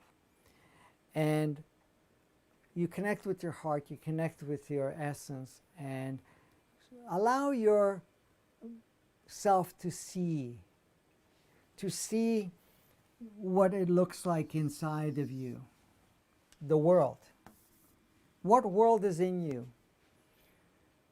And it's not about judging what you see within your world. You could see whatever. It doesn't matter. But you allow that to come through. So by quietening the mind, by quietening and not putting any attention to the existing reality that we've been focusing on, just see what world you see within you. See if you see struggle, if you see ease, if you see survival, or you see flourishing. You see creativity, or you see restrictions. Do you see where everybody is connecting with one another, where there is no expectations from one another, there's no conditions applied to one another. We are all able to be ourselves. We do not have to fit into any mold. We don't have to fit into any box. We don't have to follow any so-called made-up rules. We do not have to follow some authorities, or that we have to devote our time in creating resources for survival, or resources so that we can, thrive of sorts on the planet or anything of that nature. Notice that none of that, in most cases, the purer you get, doesn't exist. And the more you spend connecting with that, the more it unpacks in you. And that unpacking starts to change you. It changes your thought patterns, it changes your vibration, it changes your frequency, it accesses more consciousness, it starts to change your body, it starts to shift the ratio from carbon to silicate to crystal, which we have all three, but the ratios increase more into the crystal and a little bit more into the silicate, and a lot less in the carbon, and be able to see that the changes, part of those changes will create alignments and so forth, a restoration of the chakras, and then the chakras will eventually dissolve. And then the DNA is coming back online, the levels of communication increases, the sharing increases, your genetics upgrade, a lot of the so-called damages, if we want to use that word, starts to reverse and neutralize and transform into pure energy, pure sourceness and essence within yourself. So the more you connect with that, the more you see that world, and the more you start to experience that world, the more you're able to imagine it. And not only imagine it, you start to live it. You start to take steps to live that world within yourself. And the more you live that world, the more confirmation you get, the more that world expands in you. And more confirmation, it expands even further. And you're going to notice that there's going to be more participants coming into play, which would have probably not. But you're going to also see others that may not want to participate. They'll leave and new participants will come in. There's a huge transformation that occurs, a shifting occurs, alignments occurs, playmates coming and going, all types of beautiful things. But we're not attached to anything, because in that world we don't own anything, we're not attached to anyone. And when I say own, you have to hoard it, control it, or anything of that nature. Yeah, you can be a steward of certain things, absolutely, but it doesn't, because anything you own controls you. If you attach yourself to something, it controls you, it limits you. So the thing is, our true design, as you see that in vision, you're not being controlled by things that you're trying to control. You try to control something, it controls you. That's the beauty of all of that. Okay, when we look at all that is being destabilized and disclosed, because there's a lot of stuff being disclosed, and a lot of the rigidity, what looked like a sequence of operation, construct that was in place where it provided what looked like equality, balance of some sort, even though that was never the case. But, you know, a form of stability and security, that's been destabilizing. And more things that we kind of knew on the back end is coming to the surface. We're seeing more of the different role players. We're seeing more of the polarities. We're seeing more of the so-called lower vibration frequency creation and focus points. And we start to disclose that. That's an indication. That is a strong indication we are redirecting reality and reshaping our playground and ourselves. So more of that's happening, you're going to see destabilization. At first, of what we're noticing, massive amount of polarity, massive amount of imbalance, harmonization, stability, massive amount of destabilization going on. You're going to notice that what we've attached ourselves as a sense of security starts to fade away, and then that security is no longer in the material world, no longer through a guidance of patterned world or boxes, but more within yourself. Then that's where the self-grounding comes in, because now you're not grounding because to be secure, you are already everything that is, and you're the designer and creator and experiencer and so forth. So the more you connect with that, then you're creating a reality that's reflective of that way of life. So that's an indication that our reality is reshaping. And this is why we see the world kind of going really chaotic right now, because we're reshaping. We're reshaping ourselves. We're rediscovering ourselves. We're bringing ourselves online in our true essence. Everything that was created in the inverted world is collapsing. It's destabilizing. Yes, it might be more imposing for a period of time, but then it starts to fall apart. We're going to notice that we actually are the designer creators rather than, following a set of rules, setting patterns and so forth. We're going to notice that laws and restrictions and all of that stuff was all made up. And that's some of the stuff that's disclosing right now, and it's coming to the surface at this point in time. It's not so much about what's playing out. You get to see, oh, wow, we put focus on that. Yes, that part of the world did exist. And how does it fit into this world now? Does it fit into our vibration and frequency that we're playing with right now, the consciousness that we're accessing now, our true essence? Yeah, you're going to say, well, maybe at that time it was interesting, but it isn't now anymore. So that's one of the indicators right there. The question that comes up, and this is a big one, how powerful and capable are we to change our current collective realities, and how our playground world responds to us? That's a question to ask yourself. How powerful are we? And how capable are we to change everything, anything and everything? And are we powerful enough to change the way we interact with Gaia, with the weather, with all sentient beings? The way that all the playmates and all the visions of existence that creates all the barriers and all the different versions of ourselves scattered all over the world, can we actually affect all parts of that? That's a good question to ask ourselves. You all know the answer within yourself. I know we can have a part of us that denies it and says, hey, that's not possible. But there is a part of us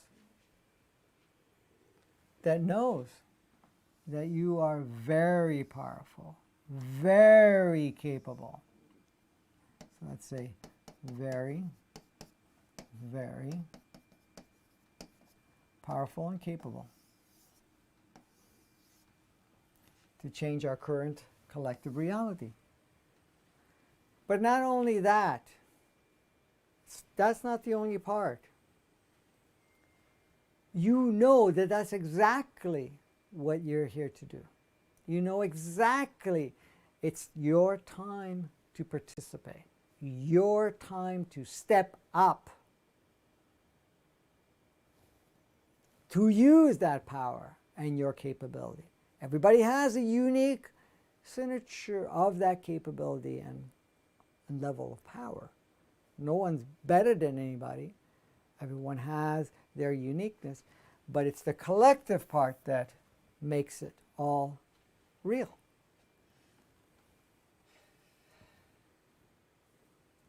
Any questions around that? Your own personal 3 cents? Do you feel yourself very powerful and capable of changing your reality and all extended realities? Yes, actually I do. Okay. And you're ready to flop your wings Yes, I am. and shine your radiance? I think we're all feeling, well, personally, this is how I'm feeling these days, is that there is an energy that is supporting that. There is a knowing that is coming in that is more powerful for myself in what's going on in my life. There's less interference. I don't feel like I'm getting pulled around the same as I used to be. And I'm feeling my own power more as we progress. And I think, it's cumulative over time. We've been working on this for so long, and if you have been working on it for a spell, or even if you haven't, I think there's just energies that are supporting for us to release stuff and move in the direction that we want to. Of course, it's up to us to keep our focus where we need to keep it and stay in our power and get rid of anything that's not needed. Yeah, exactly. Thank you for that.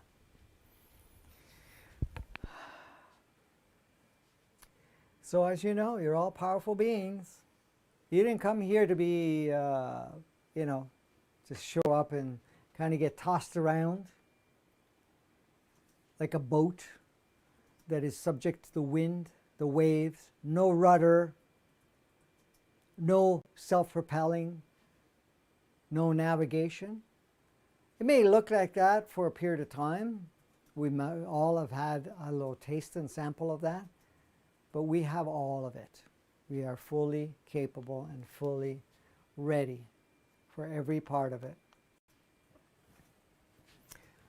So, do we need to fight and resist the established system and the way of life? Or is our true essence enough? That's a good question, because it comes up, where do we draw the line? Where do I draw this line where there is fight versus being?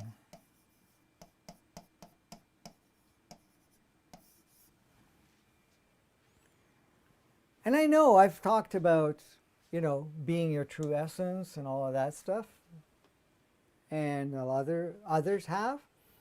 But, right now, a lot of emphasis is on fighting the system. Fighting, resisting. If that's entertaining for you, do so for a period of time, but pay attention how it feels.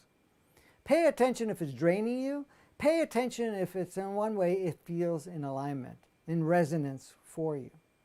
I'm not saying that you're not going to go in and make a point, share your consciousness, your awareness, your observation of things, but you're not going to polarize it. They're wrong, you're right. They're bad, you're good. They're victimizer, you're victim, so now the victim has to fight the victimizer. It's not about that. You play that for a little while. But many of you are realizing that by being your true essence, the energy you emit, the consciousness you emit, the world that you see, and you start living it, and then as you feel like sharing that, you're not going in and fighting the government, fighting fictional authority, fighting the medical system. No, you are standing your point and saying, I am organic. I am choosing to see things of my own doing. I live on my terms. And yes, you can share. You can come together with others. Because that energy combined, and you're going in with self-acknowledgement of your essence and having the power to change things, while being in appreciation for the game and being in a state of love, will be so powerful, impactful. It is mind-blowing. Let me give you an example. You can go in and you have a movie. You can go in and try to change the movie, the intensity of the color. You can change it to black and white. You can try to change the characters on the screen. On the screen, you can put layers and layers, like I just put, the layers here and then I write over the layers. But you can put layers and layers of filters and so forth. This is how it needs to be. I'm going to draw in the proper picture on the screen. But what's projecting it? It's projecting a certain movie. And we're trying to change what we see being projected on the screen. So we're trying to change the screen so that what's being projected won't show up the same way. Or at least that's the attempt. Or do you go into the projector, which is all of us? You don't fight it, you change the energy by reflecting a different energy. Reflecting a different frequency, vibration, a different consciousness. And when you do that, when you emanate and even come together emanating that higher frequency, you're now creating a change even with the most powerful resistors that are resisting. You break down their pattern. They either run or they join you.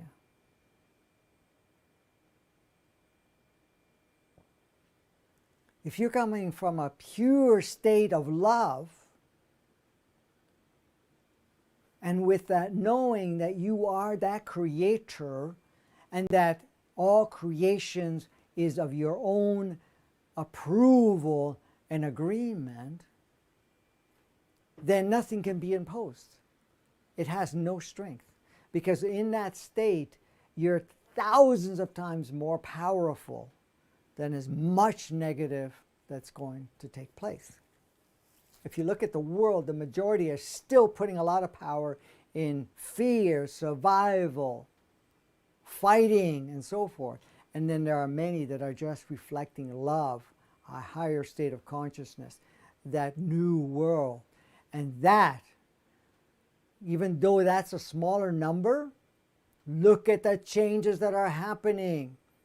How much is destabilizing just with the few in comparison to the whole? Because you're much more powerful. That's how it's designed.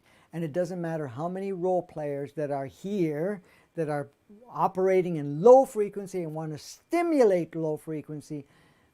the higher frequency that we are transmitting satellite-wise, by each one of us being conduits in different parts of the world, it's creating an uncomfortable and a form of no longer being fed, because you really need low frequency, and that's why a lot of emphasis has been around fear and unconsciousness, because that's the only way it can flourish. It's like you're being the battery, so every time you're fighting the system, you're fueling the system, you're charging the system. When you're being that higher vibration and higher frequency and activating your true state, you're diminishing the power that it would get from that. You're taking the juice out of it. That juice is because you're choosing higher frequency and higher vibration, so the lower one can't play a role. It doesn't fit anymore. So it leaves. Or it merges into the field as pure source essence.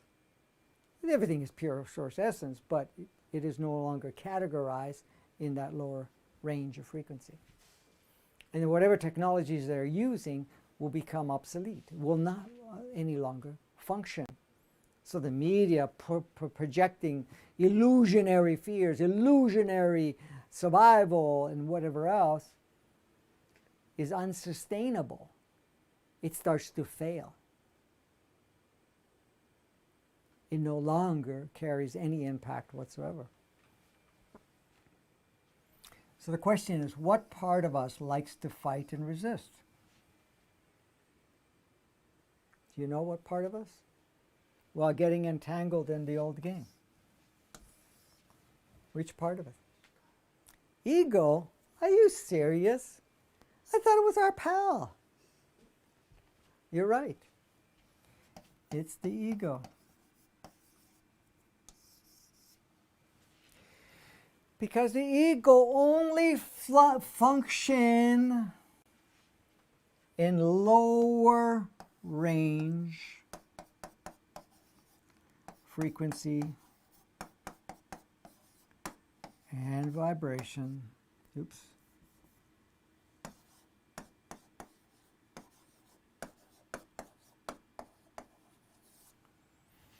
It only works in that level. It only works in the inverted world. That's what it's tuned for. That's what it's designed for. It labels, it defines, it creates stories, all the inverted stuff, all of the fight or flight, all of the resistance, all of the power of victim-victimizer. If you feel like a victim, ego's at work. If you feel like a victimizer, ego's at work. If you feel disempowered, ego's at work. Wherever you have fear, ego's at work. Ego flourishes on that. So that's the first battery you charge or keep charged when you're playing in that lower range. That's why it loves to create fear, survival, struggle, any of that. Because then it becomes very, very, very charged and powerful. And it likes to take the driver's seat all the time. But when you're in your higher frequency, you're taking its juice. Because remember, it's not just your ego you're playing with. You're playing with the collective ego. There's many egos out there. Each one of us has a version of it.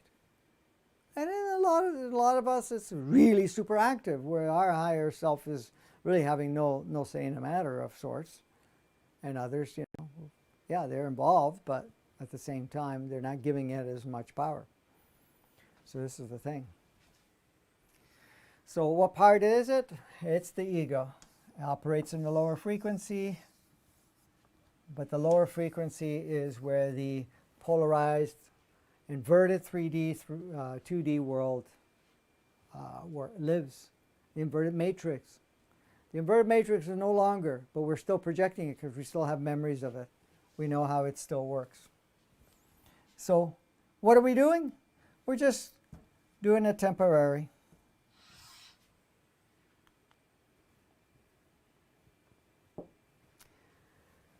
If we were to tune into your true self, what would the process of change look like for you?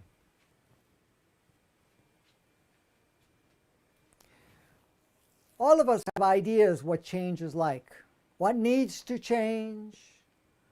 Who needs to be in power? Or in many cases right now, nobody knows who needs to be in power. Do we even need anybody in power? So if you're looking at it, in the world we're seeing, somehow we have to relate that there has to be something there. Things outside of us has to change. Something has to change. Something has to be shifted for us to do that. But if we tuned into ourselves, so if we closed our eyes and tuned into ourselves,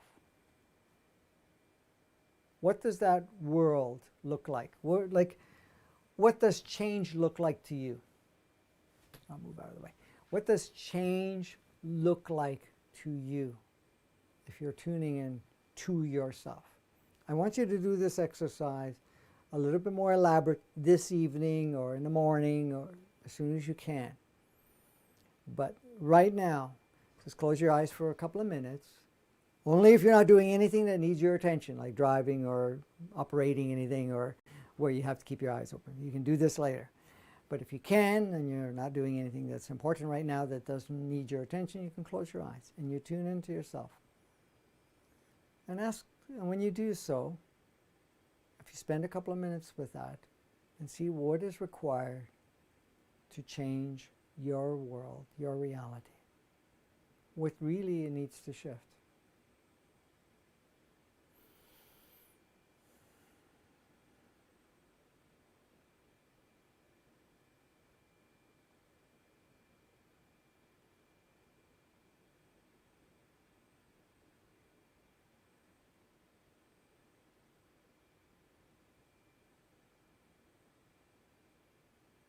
Is it the world that needs to shift around you? Is it you that needs to shift or change? Is it your focus?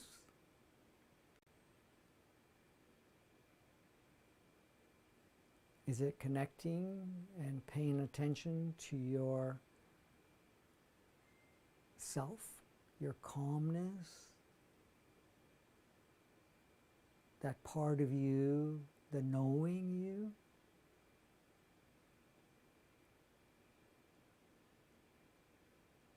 The part of you is not afraid, the part of you that sees no limits.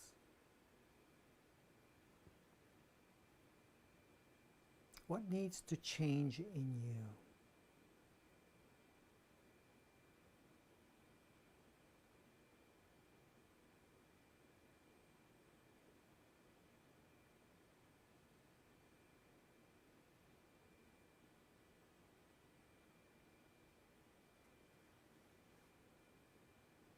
Some of you may feel that your time and focus will require to shift. What you deemed as important may need to be reevaluated. Your responsibilities may need to be reevaluated.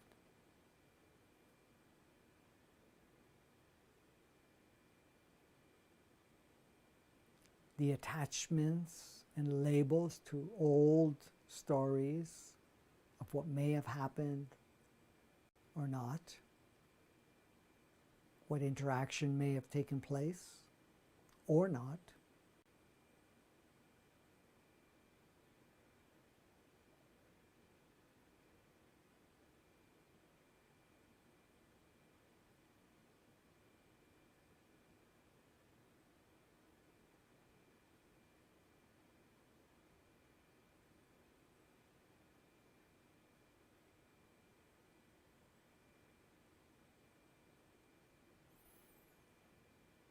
And when we go to that quiet space in our heart space, we're accessing the highest aspect of ourselves.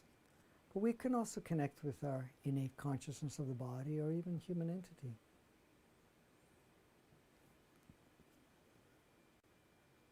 You will notice the dialogue, the energies involved, the consciousness that is available can be quite different.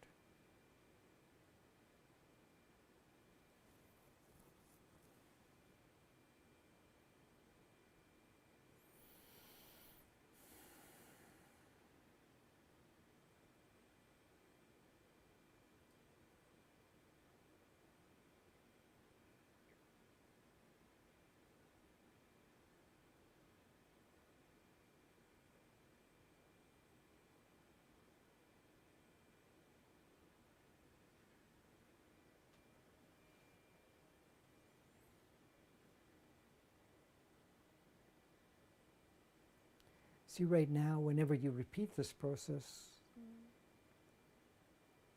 all of you have made a connection so that you support each other. And not in the way that we've learned how to support each other, where we're carrying each other. No, no, no. We support each other because we're creating alignment with each other energetically and otherwise. So we're not doing it alone, we're doing it collectively.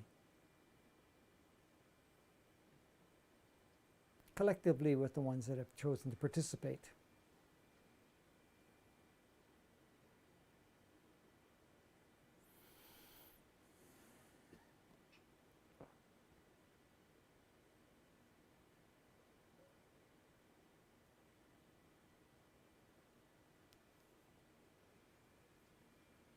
So take some more time after you make some time, but right now we're going to stop here. But make some more time to really connect with yourself and just see it. And I would strongly recommend that you have a pad and paper so that as you get certain things, just jot it down, write it out. You can expand it afterwards, but just jot out or have a little recorder and record it, but then write it out after you've put it on the recorder, because you're involving the visual, the movement of writing and so forth. So it's not just the speaking only. And that is a good reminder for you too, to kind of keep you on track. But at the same time, each time you do this, this is not a one-time exercise. You're going to do it time to time. And each time that you do it, it will expand even further because you're actually opening it up further and further. Because you already have a process within yourself to change. Change your reality, change your world, change your thought patterns, change your engagements, change how you view and interact with the playground, the world that we go, and with one another.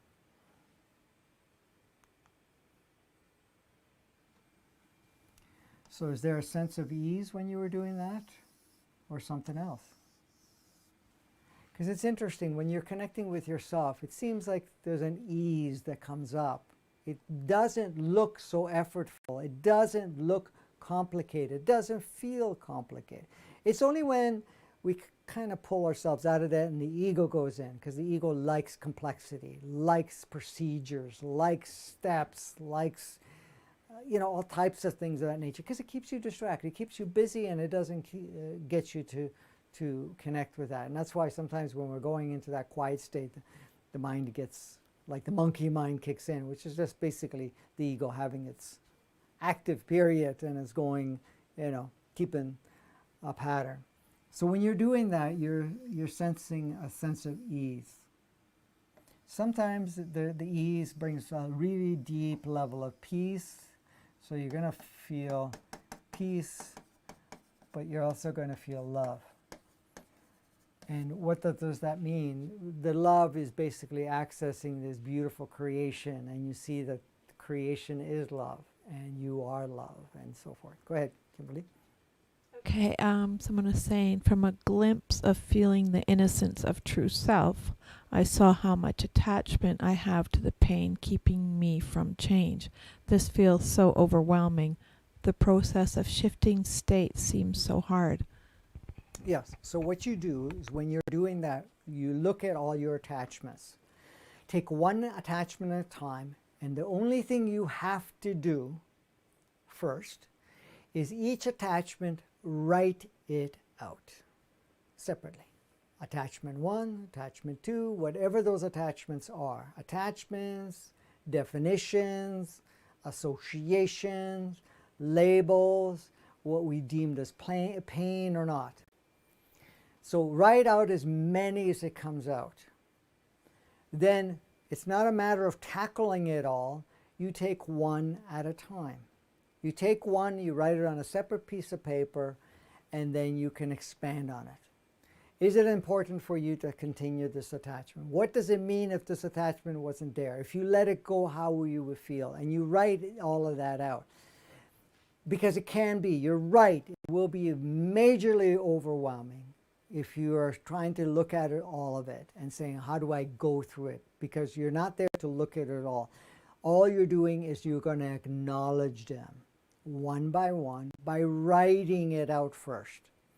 I have an attachment to these addictions, to these people, to this way of life, this life stream, attachments to stuff, attachments to expectations of people, whatever it is. I'm just giving you some random samples. So just the only exercise without getting overwhelmed is just write them out. Try not to figure them out. That's not your job right now. The only part of the process you do is write them out, what they are. And then, even if you do that another separate time, you take one and you dissect it. Once you've gone through it all, you ask yourself if you need it or don't need it. If you do, find out why, because you're going to write all that out. But then you're going to go through the acknowledgement that it exists. You're going to be going through a list of appreciation. Why do you appreciate it? And you will find a reason to appreciate it, because it provides a certain experience. It provides something that you could not have had without it. How it made you feel, what played out accordingly, and so forth. You're going to write all of that stuff out. And then go into a state of love, loving the creation, loving the experience, loving the attachment, or whatever was gone to it. And then you can gently see it as an offering back into the field where it just becomes pure source essence. And that's how you do it. You do it one at a time. Now, after you've done that, and if you feel really good about it, you take on a second one, and then a third, and so forth. And when it feels like, okay, I need to take a break, you take a break. You go and play life, do whatever you need to do, and then make time not too far in distance to, like, for example, within the next day or two or whatever. Don't let it go months or anything, or weeks or many, many days, because we tend to forget it, and the ego is really going to keep us busy so that we don't get back to it. Because you're taking away the attachments and the fuel and the storylines that the ego likes to use. So then it doesn't have the same capacities. So then when you do that, just do it one at a time, and that will be very, very powerful and helpful for you at this time. Yeah, go ahead. Someone's asking, do you connect with all aspects in this process, or just connect to heart and start from there? Well, if you want to bring the team in, the team you can bring in your multidimensional higher self, soul, multidimensional soul. You can activate the highest home frequency. So activate highest home frequency. You can activate highest source essence. Activate and fully embody pure love, which is you. And you can ask the human entity to participate. So entity, bring your highest version and awareness and experience, and your innate. Then once you've done all of that, you can now connect with yourself, which basically will be all focused mainly towards the heart, and then go into that state. Because sometimes our energy can be fragmented and so forth, so if you bring that in, that may be very helpful for you as a form of aligning yourself, so you have the whole team you involved rather than just fragmented you. But, if that's not so easily for you to do at some point, just connect with your heart. You basically want to connect with the highest version. You have many versions of yourself. You have lower and higher versions depending on your experience, but also you have different versions that you've created to interact with different scenarios, different people, different circumstances, and so forth. So we'll do a process around that, which we just kind of did. So, what else is there? Okay.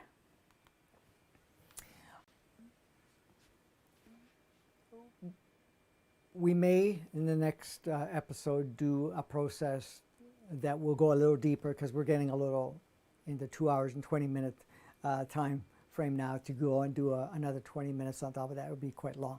So we'll schedule some time to do a process that will kind of give you a more of a hands-on tool of sorts that you can use.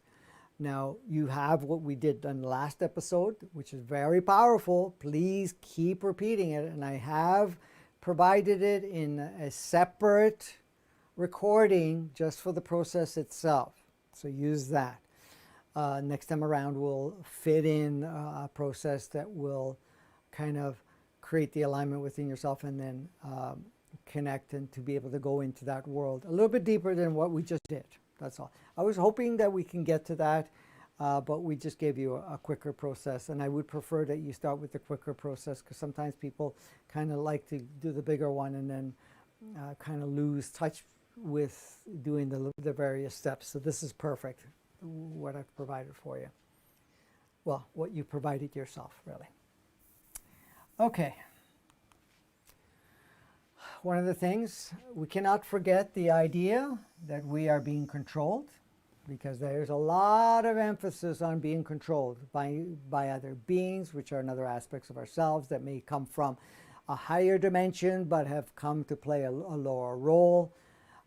Then they have instigated and activated and worked with other human hybrids and so forth to kind of play a role, to kind of create rules. They're all fictional, they're all made up and all of that stuff, but create rules, create hierarchy, creating authorities, creating laws, creating ways of life, and so forth. So they are aspects of ourself dominating our world reality that does not want the old world to dissolve. So what's happening is they're playing they're playing a role to maintain the old world. The old world where you're in survival, the old world where you're in struggle, the old world where you have to put focus on fear, the focus on putting your time, effort, and energy to kind of be part of the game.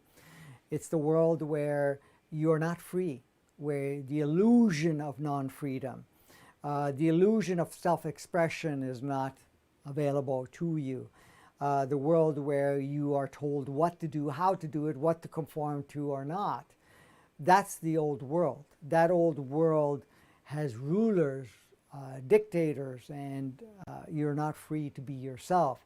That you cannot make your own choices. That's the old world. And that's the old world that all of that is being projected, being controlled, which are aspects of ourselves dominating our world through reality that does, and so forth. But this is what's happening with all of that. And you probably, a lot of you have noticed that. What's happening is as we are self-actualizing, as we become more empowered, as we harness more of our frequency, the more we realize that we have free will and always have had, and no one can take that away. They can convince you how to use it, which now you recognize is just trying to convince you. The more that you see yourself as a sovereign being, but it's not only that. The actualizing self-empowered is meaning that you are this source creator and that you are part of the projection. This is why there is so much emphasis on programming you to think, see, feel, respond, and take patterns. Because they can't do it for you. They can only convince you. But what's happening is that we are losing the stranglehold that has been projected, it's only been projected, that this empowered state is dissolving, the empowered state is activating and becoming more. All these levels of realization, all of that is coming. So, as our vibration, as our frequency, as our projection is changing, and plus all the other alignment energies that are coming onto the planet at this time, as these beautiful souls that are merging and new ones coming in and so forth, the frequencies and vibration, everything is raising so that the old world is unsustainable. It does not maintain its hold. It does not maintain the force that it was able to exercise before.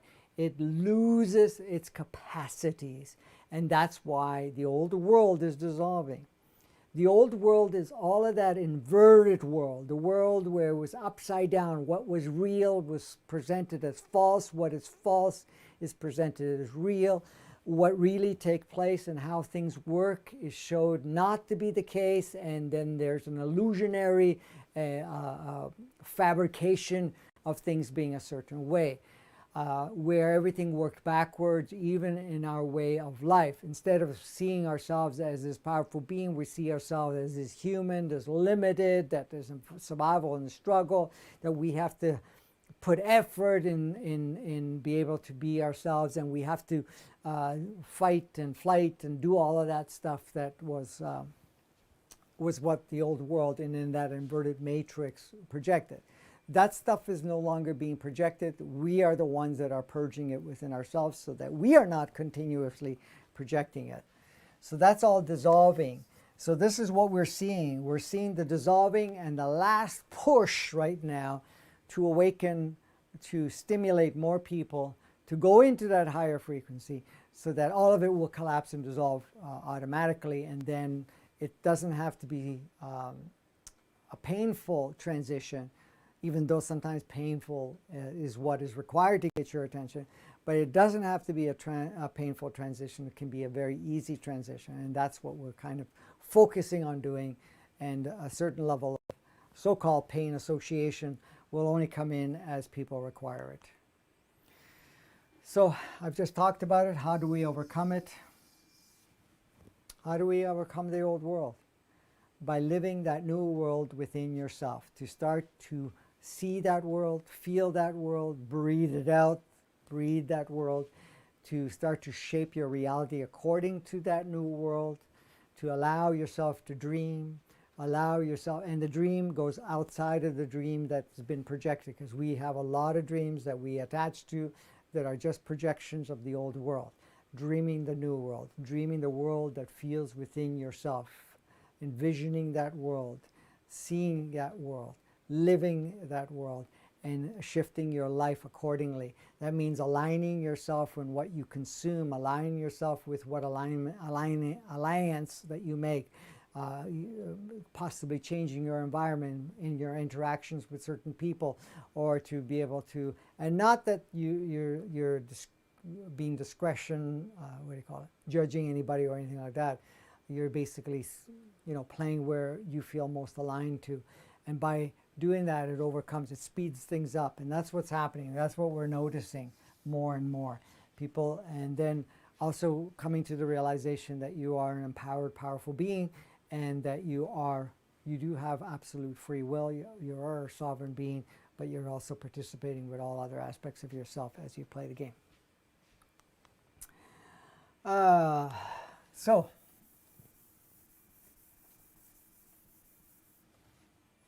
is it even an issue now? Is our old world really an issue? Is our current system really an issue? Or are we still giving it some power because the ego likes to give it power and the old system is trying to fight to stay afloat? But remember, the staying afloat is also, which I feel is more important, giving us an opportunity to become more empowered, to really, really discover our essence and to utilize those essence as the creator that you are. As these aspects of us also get caught up in the game,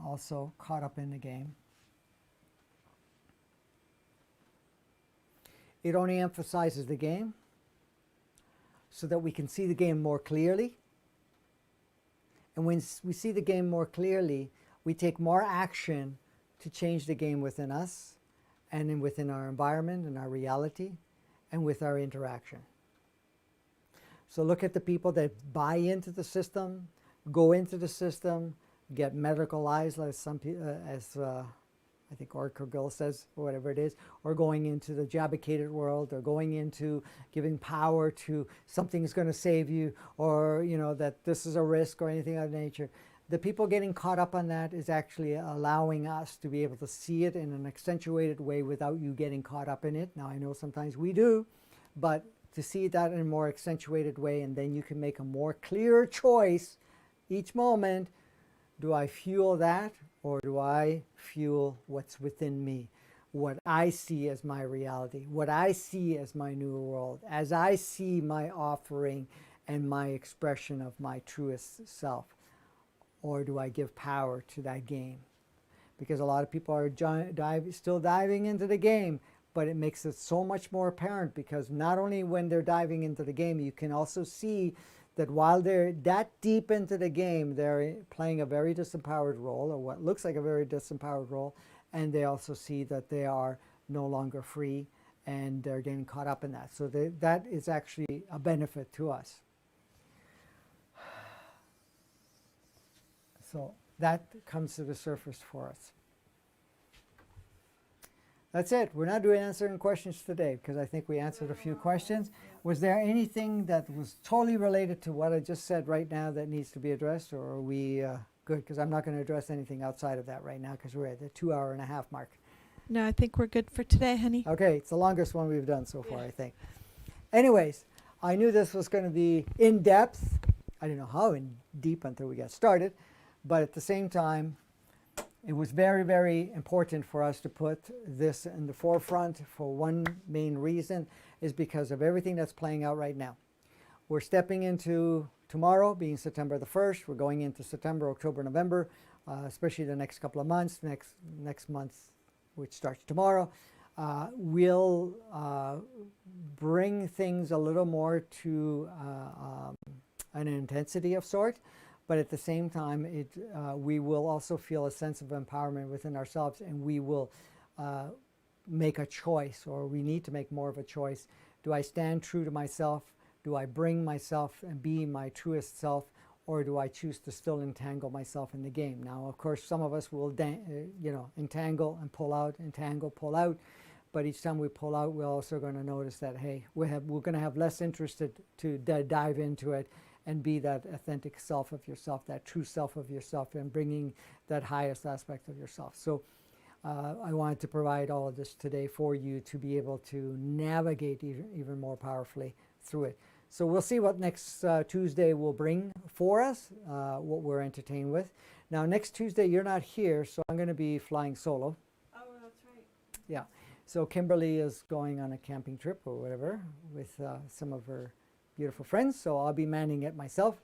So I may shape it, being that it's something I can do on my own, or I'll just talk topic. The only thing, it's a little harder for me to monitor the questions, but I will see what I can do at that point, if there's anything I can play with. I've done it on myself before, but I always prefer Miss Kimberly there doing all the answering and interacting with the chat and so forth. I'm sure you're going to be just fine, honey. Yes, I have all the confidence in your abilities.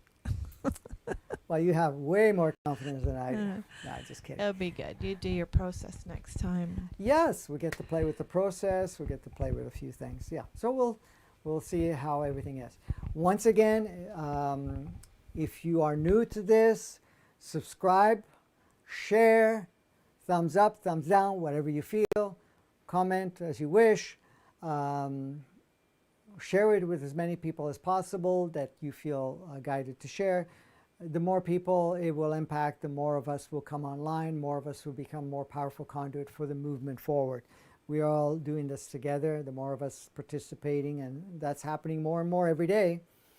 doesn't matter how crazy it looks out there, more and more people are awakening. So I thank you again for any contributions and supports that we have received from some really generous and beautiful souls. Thank you. We are open to further support and so forth to help us continue to stay focused and provide the content.